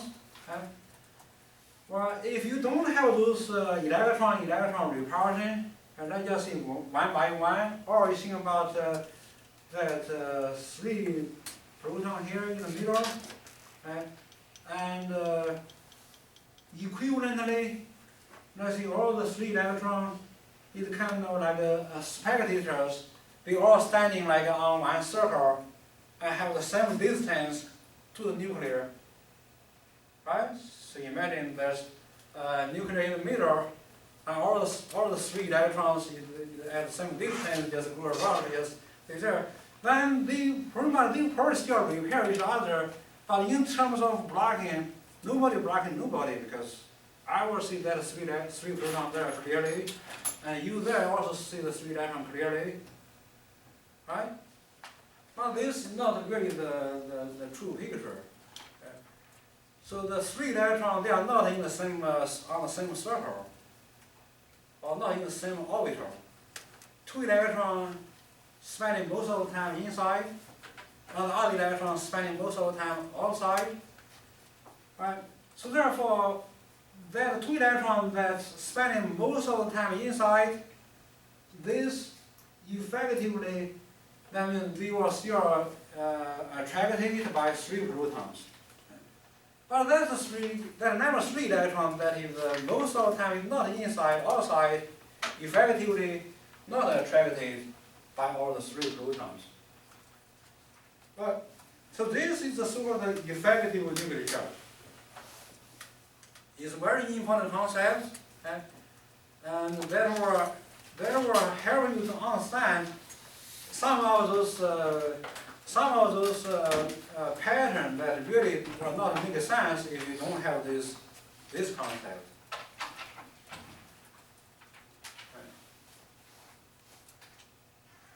So again, because the electron in different orbitals, so they have different penetrating abilities. So therefore, they have different effective nuclear charge. You see this? You see like the sequence I'm talking about? So electron in different orbital. So that's what we know. That's kind of very straightforward, right?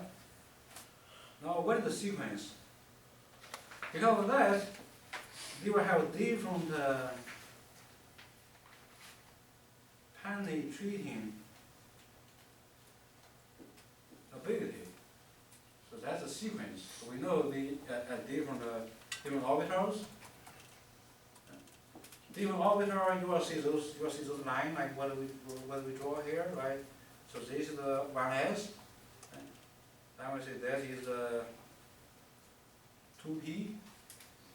Then we see in this is our 2s.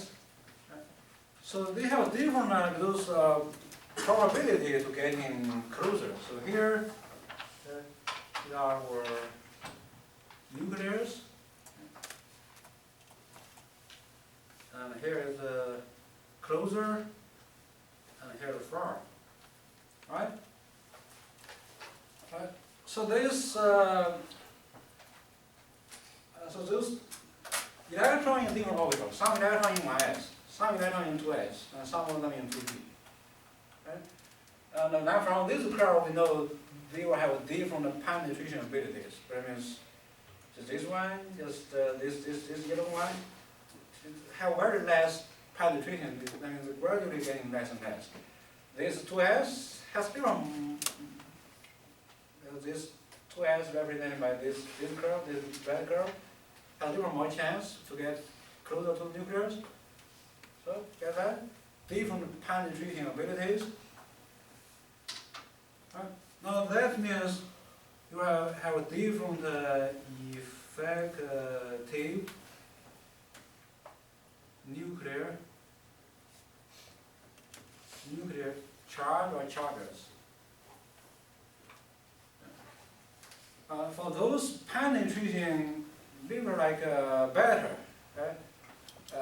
So you will have like those more effective nuclear charge, because you will have less, you will see less blocking.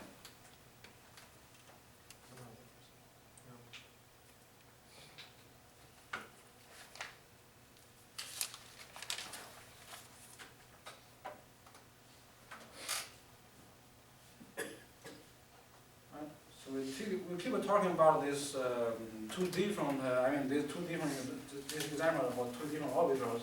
One is 2s, the other is 2p.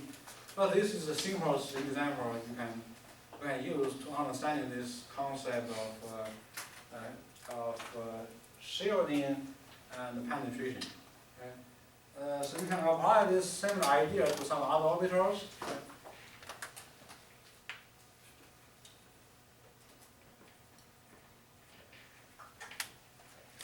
Okay? And this, we also talked about that before.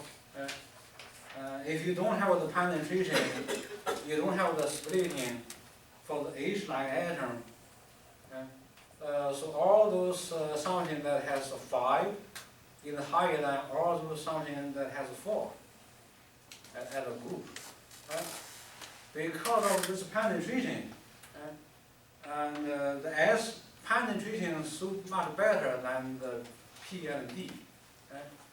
And this kind of offset, if you can call that, or offset, kind of like opposite. So if you don't have the penetration and the shielding, this anything has a 4, is higher than anything 3. Because S is better in penetrating, so we have this kind of like a few of those tail or small maximum, right? So what you see before, like you have the largest maximum, like have a small maximum, right? And those kind of behavior or the probability, right? So that makes that very awkward opposites. The 4s become lower than those 3d. So 3, the quantum number 3.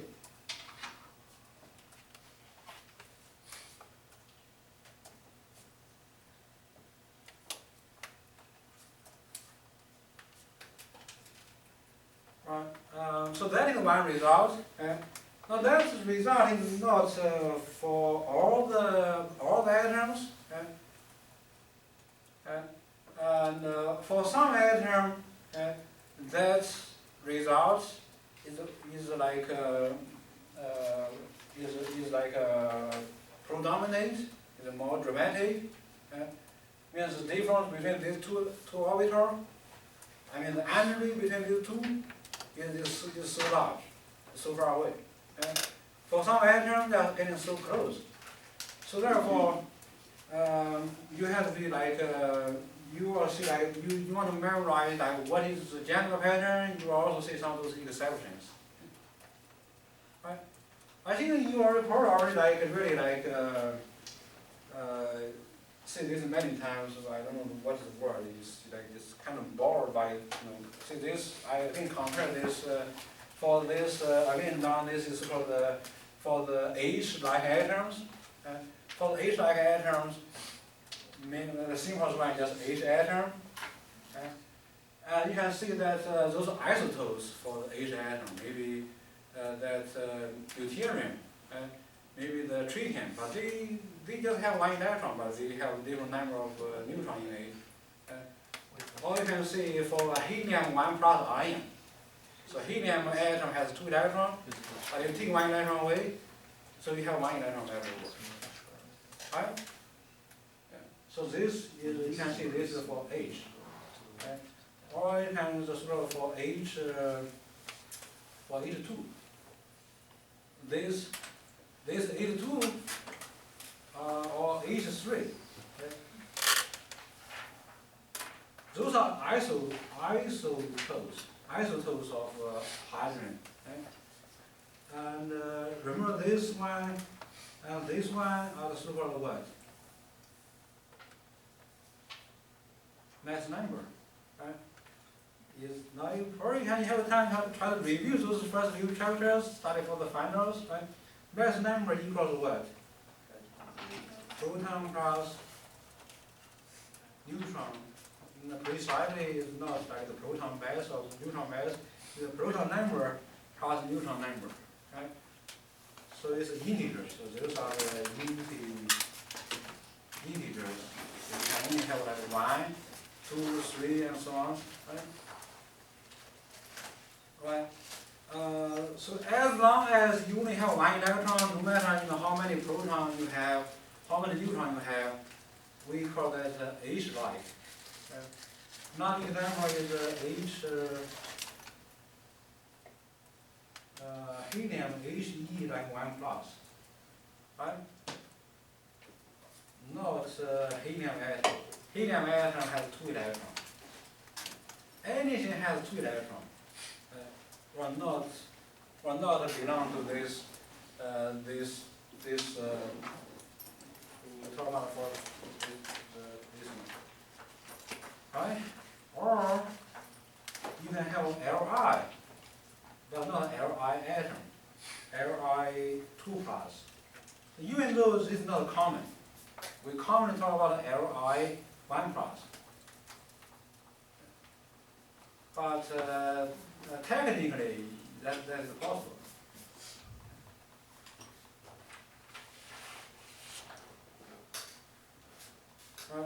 And you see this result many times, right?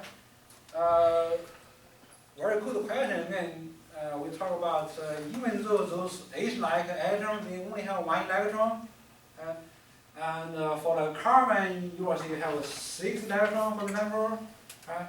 And for like oxygen you have 8 electrons. Don't be limited by the nano electron. You see, if you have 6 electrons, then you only have 6 orbitals. You can have many orbitals. Just those orbitals, if you don't have the energy, so those orbitals is kind of empty for the ground state, right? So again, you have the H-like, even though there's only 1 electron, and you even don't use like all these orbitals, so you only put 1 electron here for the ground state, but you still have those all other possibilities. And this is why you want to study like in the lab, we will take the H gas lamp, and we apply those high voltage, and we make the electron goes up, and then the electron will fall back. And then you measure what is the emission, what kind of light you emitted. It's kind of you make a power currents, or you just pipe up the currents and then see. All right, and so then a few line, like a 4 line, can measure. So when they all fall back to the second level, so from somewhere like higher than 2, and if you fall back to the second one, and there are 4 lines, you can measure, you can in the visible region. Okay? If you fall back to the first one, and you cannot see them, you will see those become the UV light. Right. So the idea here, I want to just compare those H-like and non-H-like. For the H-like, one very important result is you see in this picture. Okay? So all the sub-level in the same level, or in all different sub-shell in the same shell have the same energy. Right? So we saw that like many times. 2s, 1 orbital, 1 box. Okay? And 2p, 3 orbitals, 3 box. Okay? So these 4 orbitals are degenerate, which means on the same line of this energy diagram. And then the next one is similar. Okay? So this is without electron levels, without the shielding and penetration. Right? So we keep that in mind. So if you don't have the penetrating or shielding, so 2s, 2p, same energy, 3s, 3p, 3d, same energy, and we even don't have to see that 1s was much lower, but that's just a different shell. Now with more than 1 electron, again, if you have 2 electrons, you can have a lot of those orbitals. So you do the calculation, you will not just get those algebraically or mathematically, but you can calculate there's an orbital called 1s, that's the lowest one. Now you see the very, very dramatic difference, this 2s and 2p. Compare this 2s and 2p, they are not on the same line. So then similar for that 3. So that's good, so then don't be confused by that. Anything that has like a 4 will be higher than anything with 3, right? Because,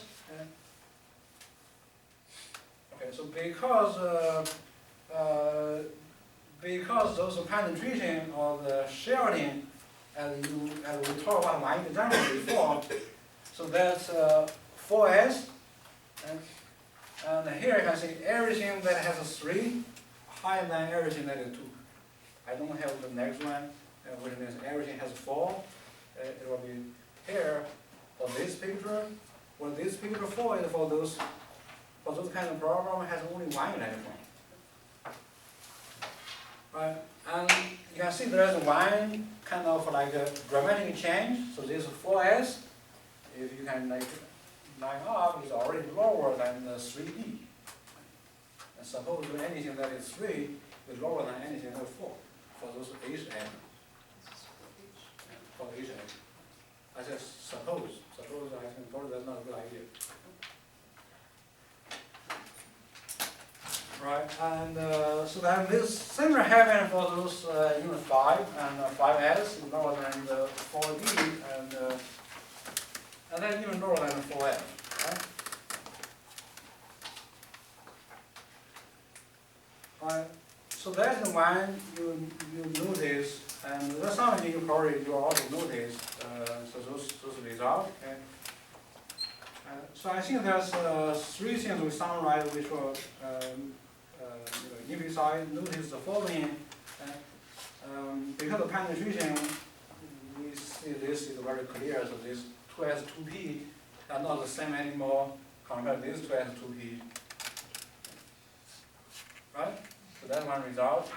And then this penetration, those 4s and higher levels, like this 4s, become so like get like deeply inside than this lower than the 3D.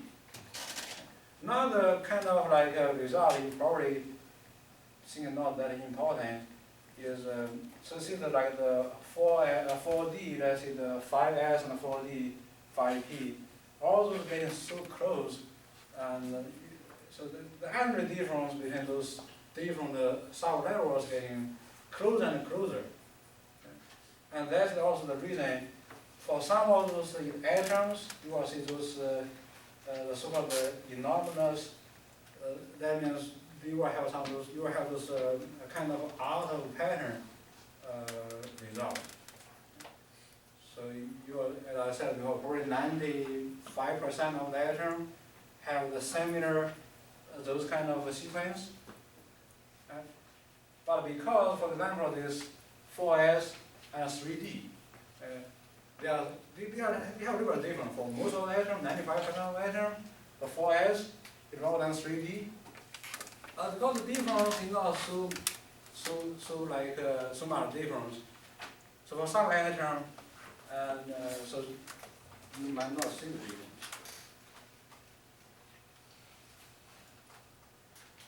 Right. So then that pretty much we finished about talking about those things we need to get ready to get the electron configuration for the so-called ground state. So I said, I think the book will talk about this first 3 rules. Okay? And, but don't forget, I adding this on, that means there are some of those exceptions. Okay? Because those rules, the first rule, that means just adding like the electrons for those kind of states, so from the lowest possible state, kind of adding water to the cup. And but you can either understand like in one of those 2 ways. You can either think about this cup, which means the sequence of the orbitals for different atoms are different. Or you can think about those atoms. They just don't use those same cup, but use different sequence. Right, so anyhow, we will go on to try to get those configuration, electron configuration for the atom. Right, so my example is a krypton that has 36 electrons, and you will see this is the electron configuration for that. Let's see, get familiar with those kind of notation. You already still saw that before. One of these,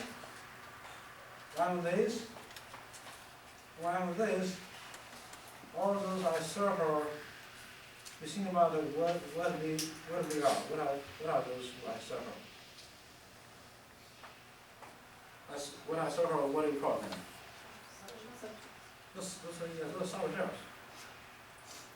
Or sour levels, right? Very good. So then, so that's for most of the atom, you will have this sequence of sour shells. Okay? And our few problem, okay, with the help of the periodic table, you don't even really have to spend any energy or effort to memorize this sequence. It will naturally come into your mind which one is lower than which one for most of the atom. Okay, so then next you want to notice those numbers. There's 2 here, there's 2 here, there's 6 here. See that? And there's 6 here, there's 2 here, there's 10 here, there's 2 here. What are those numbers? So these 2.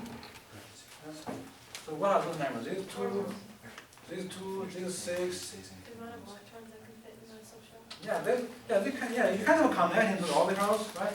But that's really not a derivative. So derivative just tell you how many electrons in those sour shells. Yeah, so very good thinking. Number of electrons in the sour shells. Right, good. So this is the second pattern I want you to notice. So now let's see. Let me use this. So why we have different numbers? Why those S? S here, S here, S here, S here. All the S, I see in this example they have what number? 2. There's 2. And 2 is our maximum, right? 2 is maximum for what kind of sour shell? For the S. Alright, do you notice some other patterns? What about the P, the 2P, the 3P? And in this example, even this 4P. All the P has how much? 6. And as a 6 is the maximum for what? Maximum, actually, the maximum number of what? Electron, right? In what kind of sour shell? In the P sour shell. Very good. And this D is also already taken to the maximum, right? And this D has how many electrons right now in it? 10. This 10 is the maximum for the D sour levels. Alright, so now you can see this what we so-called the build up. You see that the picture in last slide, you kind of pour water into the cup. Yeah? So that's what I mean by that. You gradually, once you take the maximum to the for each sour shells, if you have an electron, then you go to the next one. Yeah? So then what is the next one? So as I said before, this pattern is good for most of the atom. Now this sequence or this pattern, you really don't have to spend any effort. And I will show you how to use the periodic table and to figure out the right way in the problem. When you solve the problem, you will get the sequence right away. Alright, and this is the one I want to tell you, but I really don't want you to I don't really recommend you to use it because this is one that the book also talk about. This is the one way to get those sequence, like 1s is lower than 2s for most of the atom, right? And 2s lower than 2p. So what it did is first, either you're starting from the top or the bottom, doesn't matter. Okay? So just like list out all those sour shell, those are all sour shells, you agree? All the sour shells, and for different shell. Okay? So first shell, only one sour shell. The second shell, 2 sour shells. Understand? You just list out, and so that's you make a list. Make a list, the sour shell.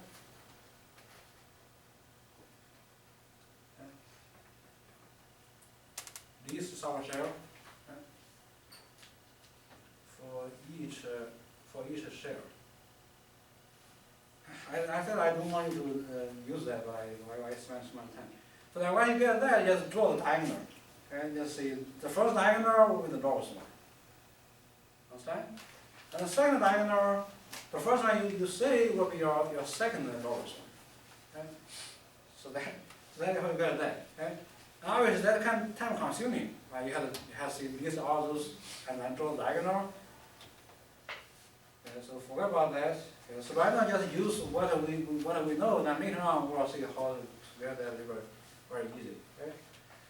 Right? So now once you have those 1s, 2s, 2p, 3s, 3p's, and 4s, 3d, then use it. Just see like for whatever s, if you have enough electron, give that 2, then give that 3. Whatever p, if you have enough electron, give that 6, not 5, not 7. Okay? And you will get those electron configuration for most of the atom according to that sequence.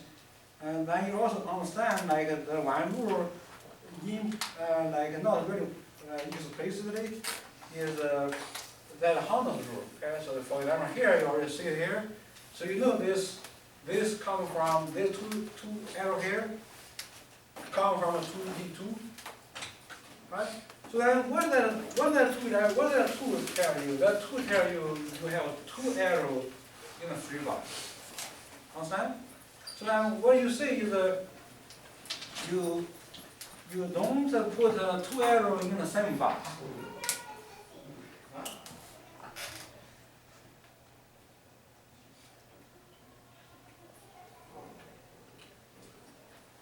Okay, so I want the UV side here.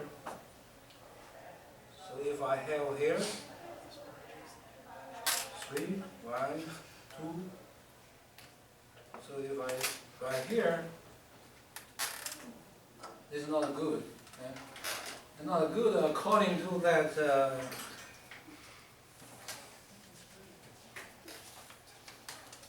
Hamilton's rule. Okay? So Hamilton's rule show you if you have 2 electrons here, in the 2p sour shells, what you do, you first spread them out. Okay?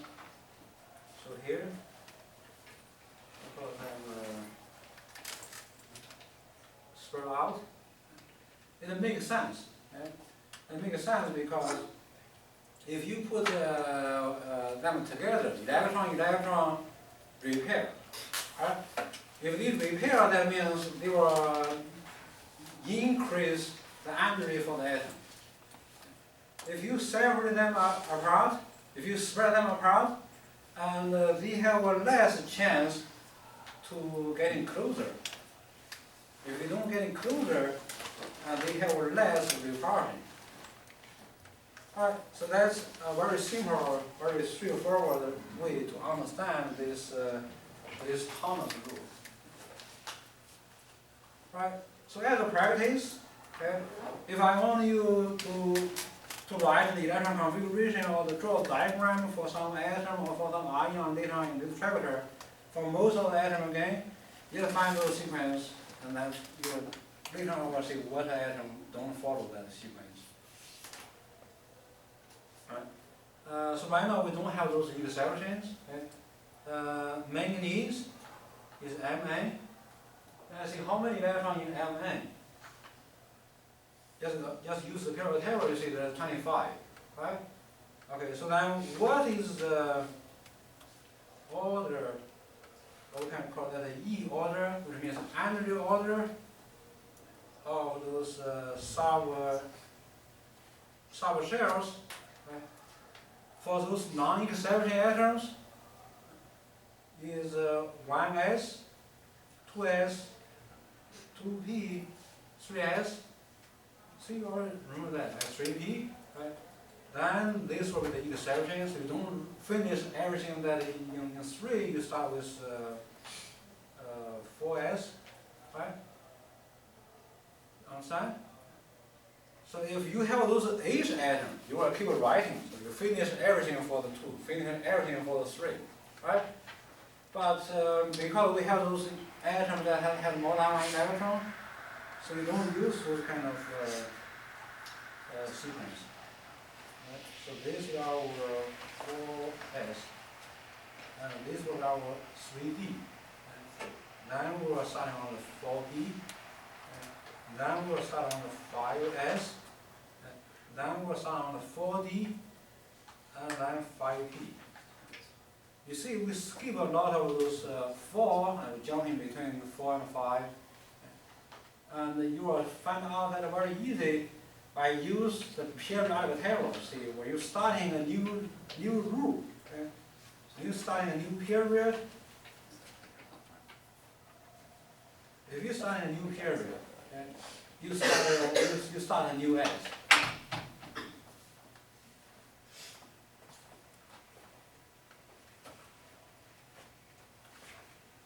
So now, once you have that this sequence of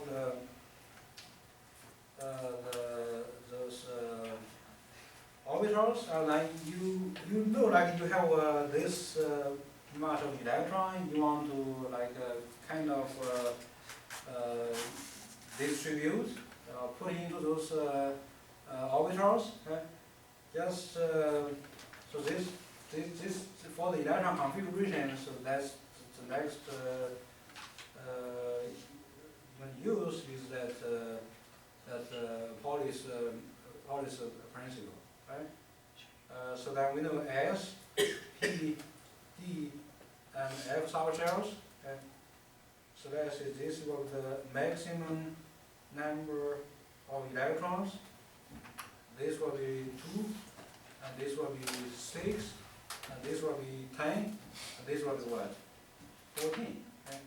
Right. So for most of the atoms, we have the same sequence, and then we have the same configuration by use this orders. Okay? So I will put how many electrons in the 1s.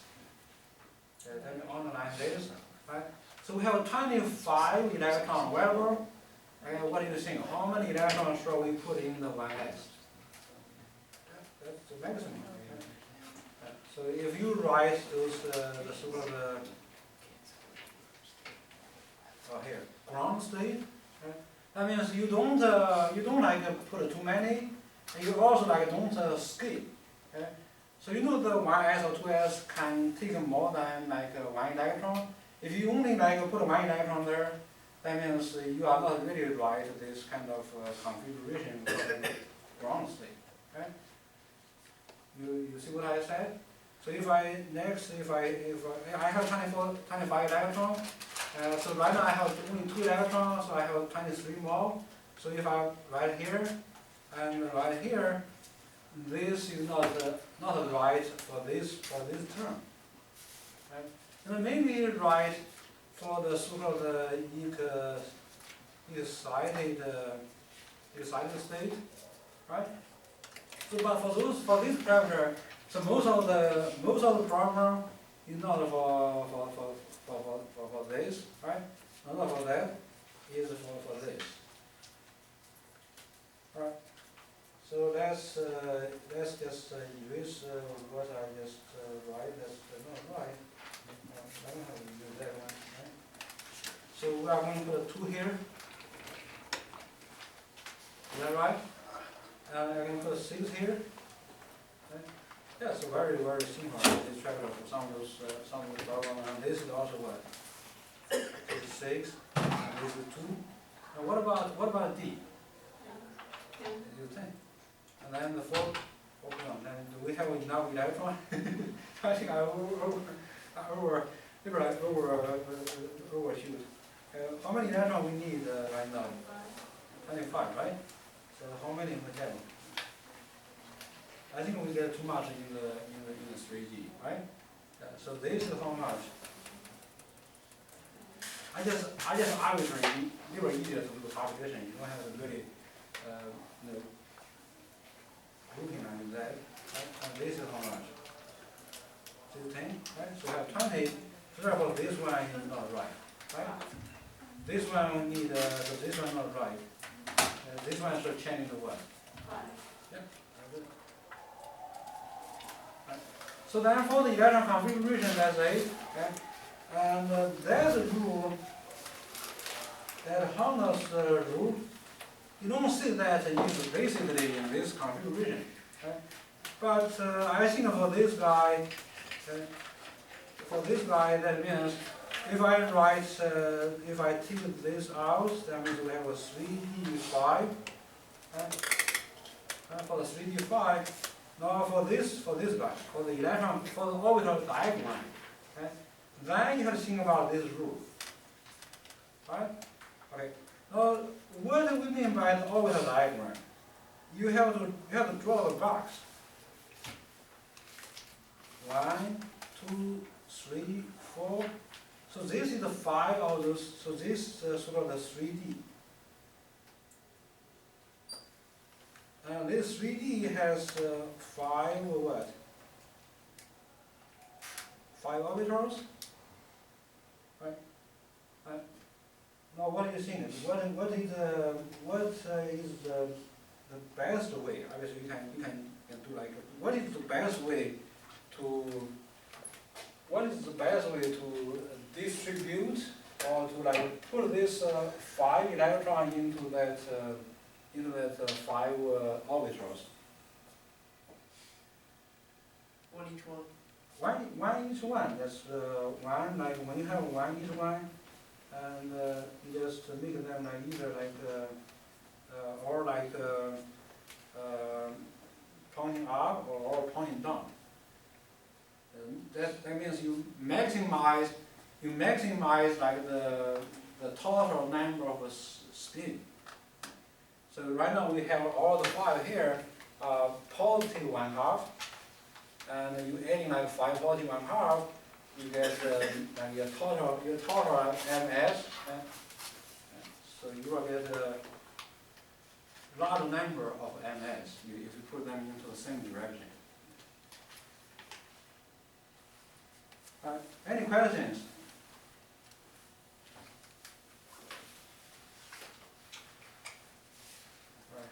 Right. So the other, I think the other orbital diagram, I did not draw them.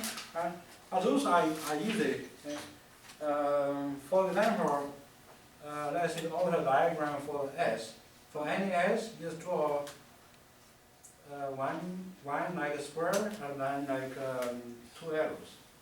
If you have 2 electrons. Right, that's right, and you will see those for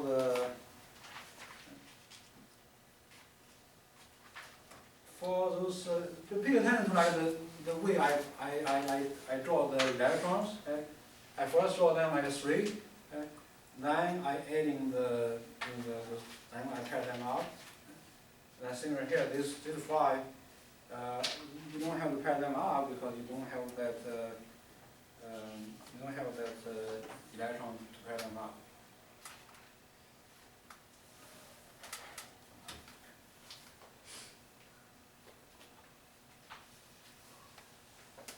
Right. So there are a few properties. So write the electron configuration for each element. So first one you want to write is Mg. Let's see, first you want to find out how many electrons. How many electrons for magnesium? 12, right? So 12. Okay, so this is the notation we use in chapter 2. Okay, so this, remember we call that is our atomic number. Okay, that equals number of protons. That's it. Okay. So again, right now we don't have those anomalous atoms, which means all the atoms don't have lead substance. So we just find out that the sequence. Okay.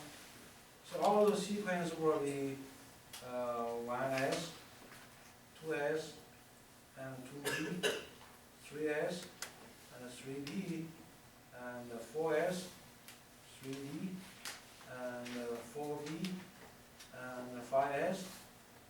Okay, now this time remind me, so even though I write out all those solitaires, you probably don't will have all those solitaires depending on how many electrons you have. Okay. But for the first one, you have 12 electrons. So let's change the pen again. I will put a 2 here. Is it okay? So this, for this problem, I did not tell you that word ground state. Okay? So that's we will just save some time. Unless I said otherwise, we'll always think about this ground state, right? So 1s2, then 2s2, 2p6.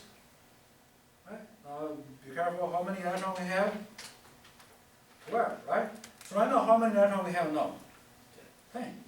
So then we just put 2 here. Well, anyhow, you can only put 2, but you don't put 1, then otherwise you won't have 1 done.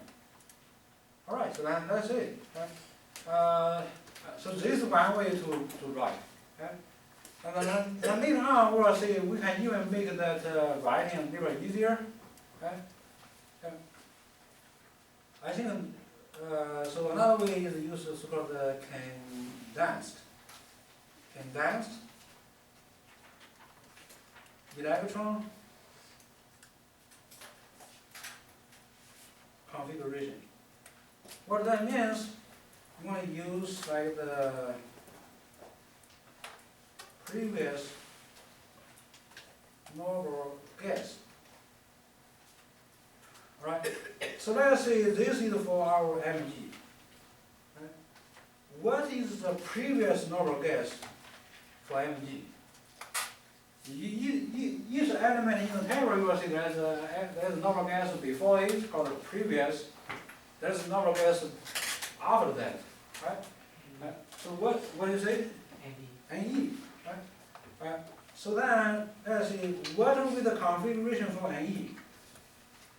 For Ne, it's 1s2 and 2s2 and 2p6. Right? Okay. Now, do we have this field configuration in the configuration for Mg? Yeah. So this first 3. Okay. So now, what you can do, you can say this will equals. Right? So the first 3, just write Ne neon. Right? And then we'll take this, so this will like, use this representing this 3. What else is this 3s2? Right? And this obviously is much clear and easy way to representing the configuration for this atom. Understand? Right. So what will be our next one? Next atom is what? Is phosphorus P, right? All right. So let me read some of those here. Okay. Yeah, so let's see what is our so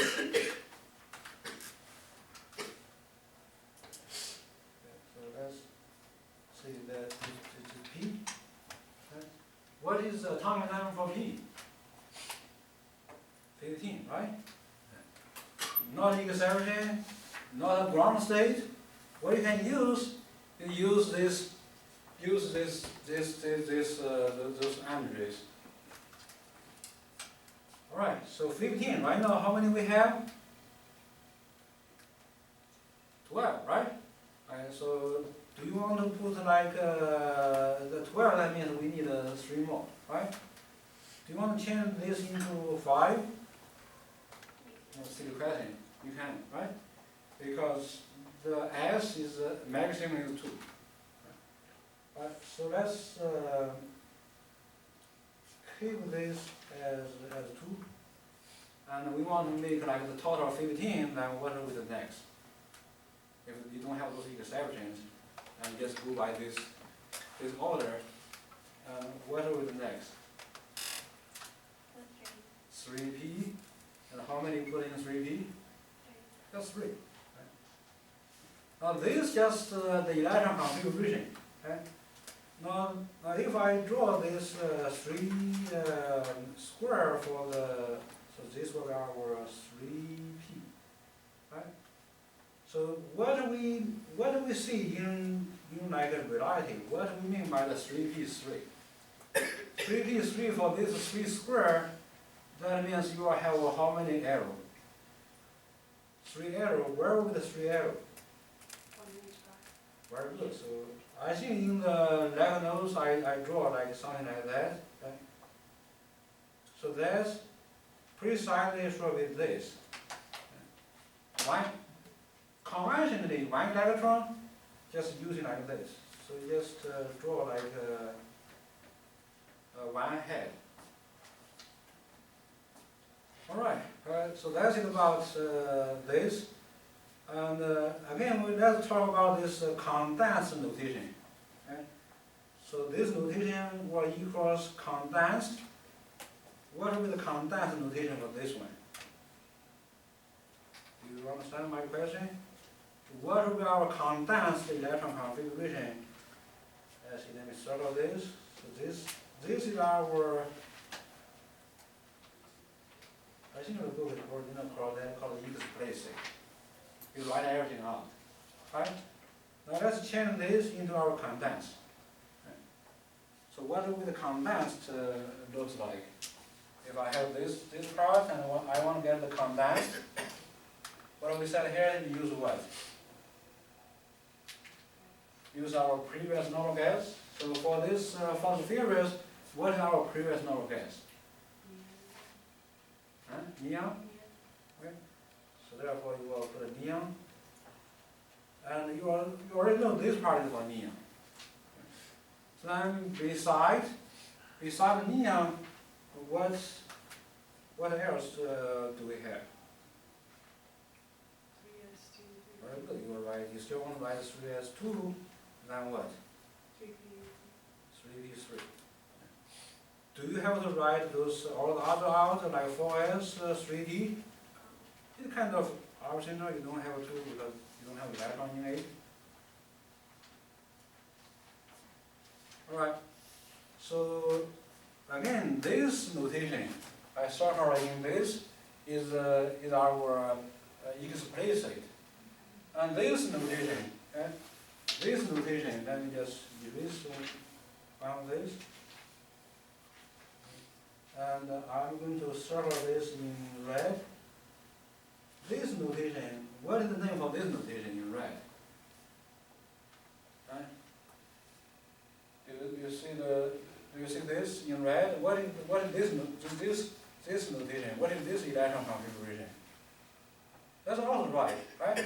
And this electron configuration is the so-called condensed. Right? I think you get that. And it become like two crowds, then erase all those. And the next one you want to write for BR. Okay, so then we write BR. So I will start with identify the atomic number. BR atomic number is what? 35. Okay, so I will write here in this lower left corner. Right? And then what you do, you will figure out. Okay, So right now I will tell you what are those orbitals. So I just write 9s and 2s and 2p and 3s and 3p and then 4s and 3d. Okay? And then 4p. We don't need all those. Okay? So as I said before, don't worry about this. You don't have to really spend any effort. You will memorize it very, very easy. Okay? Right, so then next, you will put the electron to the maximum for each of those. If again, we are not talking about the exception. We are not talking about the excited state. Okay? Right, so what you do, you will put 2 electrons here, 2 electrons here, 6, so that will give us 10, and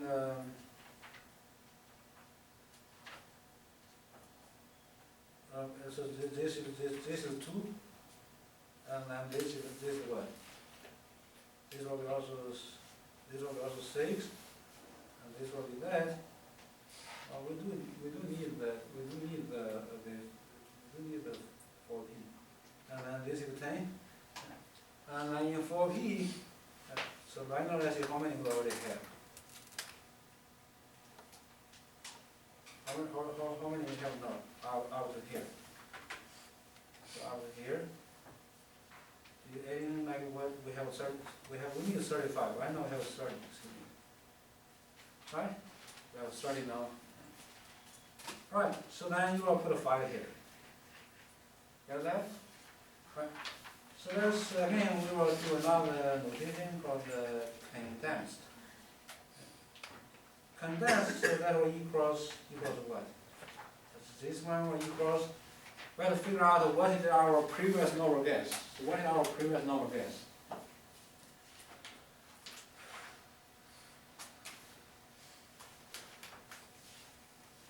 What is the previous normal gas for PR?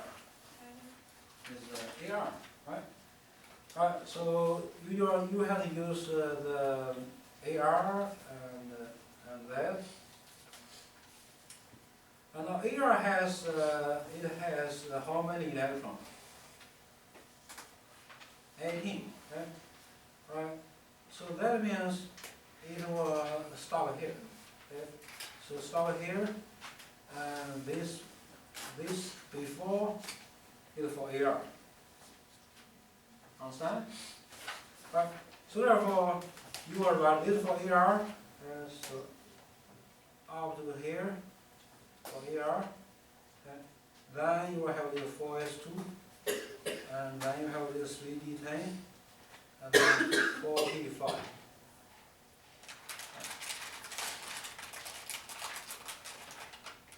Right. So that's is the usual two-way to write the electron configuration for the ground state. Right. So then obviously you can still write those orbital diagram. Right. Orbital diagram for those field solar shells, right? So those the sort of orbital diagram for those field orbital, that's straightforward. And for example, for this 3d10, you will just you will have like 5 squares, 1, 2, 3, 4. Understand? So this for the 3d10, that's very easy. And you just like put 2 for each orbital. Now, what is difficult is this? What do we mean by the 4p5? 4p5, for any p, you have to have 3 squares. Right, so then what will be the 4p5 looks like? What do you think? What is the 4p5 looks like? Probably it's not that difficult, but we don't have too many other ways. First, just 1, 1, right? So that gives 3. And then just pair up like 2 of that. Usual mistake is when you have 3 and 3, or when you have 4 and 3. I think that's about it. So the last one is AL. Okay, what you do for AL, I gotta tell you, AL is not those exceptions. You just go by the usual way. AL is number what? 13, right? Right, so you will have like 1S, 2S, 2P, 3S, 3P, 4S, and 3D. I think that's the few. Let's see what we have is 13 electrons. I will put 2 here, 6 here, that give me 10. And I'll put 2 here, that give you 12.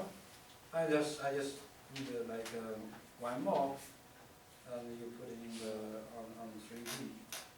So what that means is this is also straightforward. So just 3 bucks, and just 1 electron. What about the condense? Do you think it is possible to make this configuration like use sort of use the previous normal gas, the condense? Condense will equals the previous normal gas. Previous normal gas for AL is what?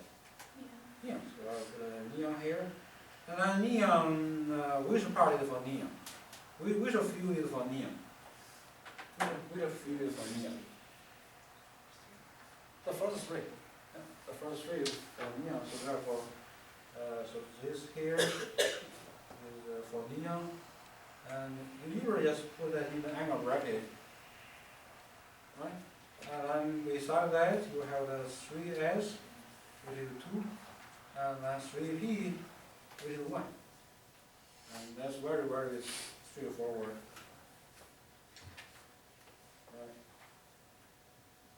Right? That was our first CRE. Right? So what is the electron configuration for sulfur? Right? Again, we are not talking about those exceptions that use like those very common few sequence of the orbitals. But you know, the electron configuration can be like either the complete, explicit, or the condensed.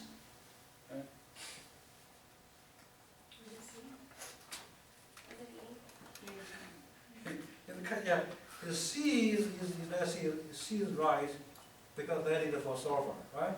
Sulfur means S16, and let's say C, 1S, 2S, 2P, 3S, 3P. So that's a good sequence. We started on 71. We start on 71. Right? So this is good sequence for this one.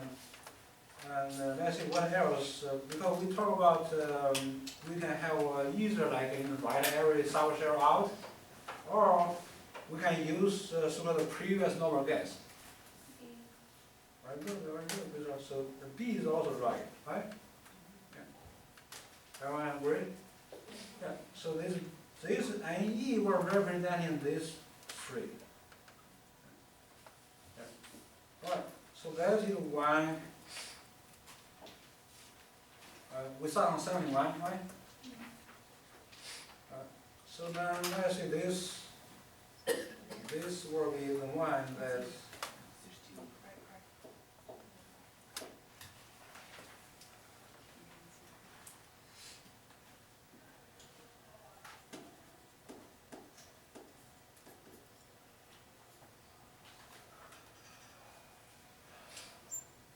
okay, so let's think about that. Okay? You want me to, I think there's a few of those sequence.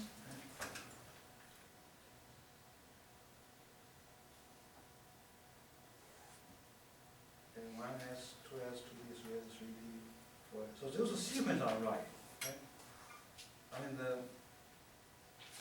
so this angry, so you can see this subshell like like A, so that's right. But you have to see like how many electrons you have available, right? And whether you write those state for those interceptions or not. So as I said, those neither of that is not for this program. We don't have those called inside state. We don't have that those atoms that are not in the usual way. Right. So what do you think? B, E. I think that you can see here like B or E. A obviously is the total number of electrons are right? Yeah. So I think the right answer should be E, right? So why not B? Why not B? Is this small difference? Right, and you will see that's very, very common. Okay? So you, on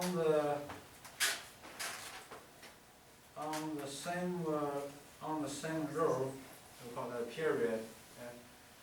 And those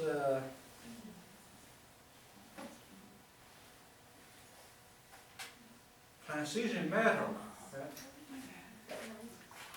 Transition matter in the so-called D. In the so-called D block. And then those D orbitals, as probably you already noted, like so those D orbitals, so this number is 3. This number is 3, not 4. Okay? So this number 3 is 1 less. Okay? So this is 1, and that's why emphasize you really don't really have to spend very energy or effort to memorize. That's what I see like that. The first one I told you, 1 less than the period number, right? Right. So our atom is on the fourth, our fourth period. For the period, and it is one of those transition metals. That means the last electron or the last few electrons will go into those d orbitals. And then what d you use? Okay? If the atom is in the fourth period, okay, you will use the 3D. Okay? So all those scandium, titanium, so these few here, and here, the so-called D blocks. And so therefore you're going to use sodium D. Okay? If your element is vanadium, titanium, chromium will be reserving, but you can still pretty much use the 4S and 3D. Okay? And that very easy to understand, very easy to memorize. So therefore the answer is E. Right? Right. So this one just examine your memory, whether you will memorize those whether you have the 3D or have 4D, whether you should have like a 4D like 14 or 4D10 and 4D6. Those are the common common ways you go down. You know the value or not.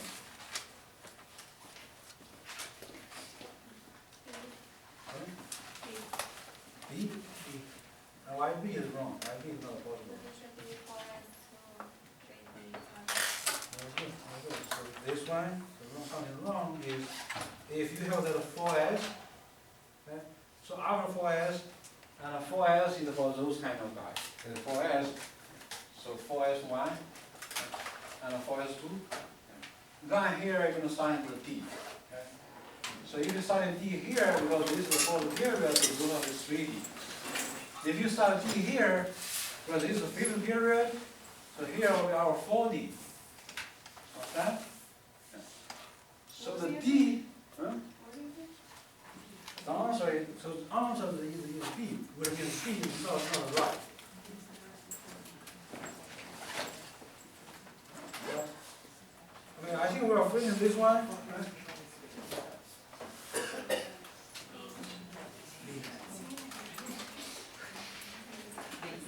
I think that first example, I did right or not, 1s2, that's okay, right? So then the next one, if that's not exception, just go like that, okay? So just examine which one is the right number. So that's okay, 2p, 6, then out of 2p is 3, s, and 3p. So those are okay, right? Then the numbers are right, so we have 2, 2, and we have 6, we have 2 and 5.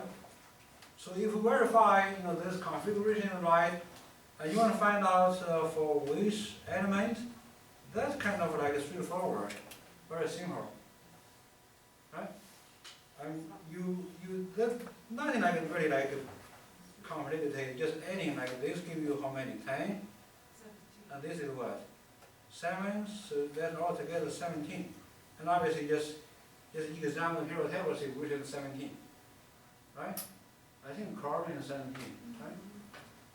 All right, so that's for today's chapter 8. And Thursday, make sure you read the chapter before. And I also like the lab. We have 2 labs. Killing us. Yeah, we'll have another Maybe. Oh, yeah,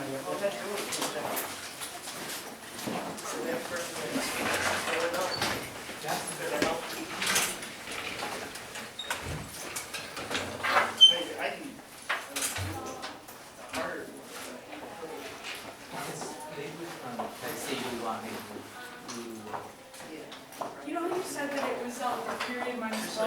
Yeah. That's only for the D block, right? Only for the D box. Okay. Yeah, I thought so, but I just wanted to be sure.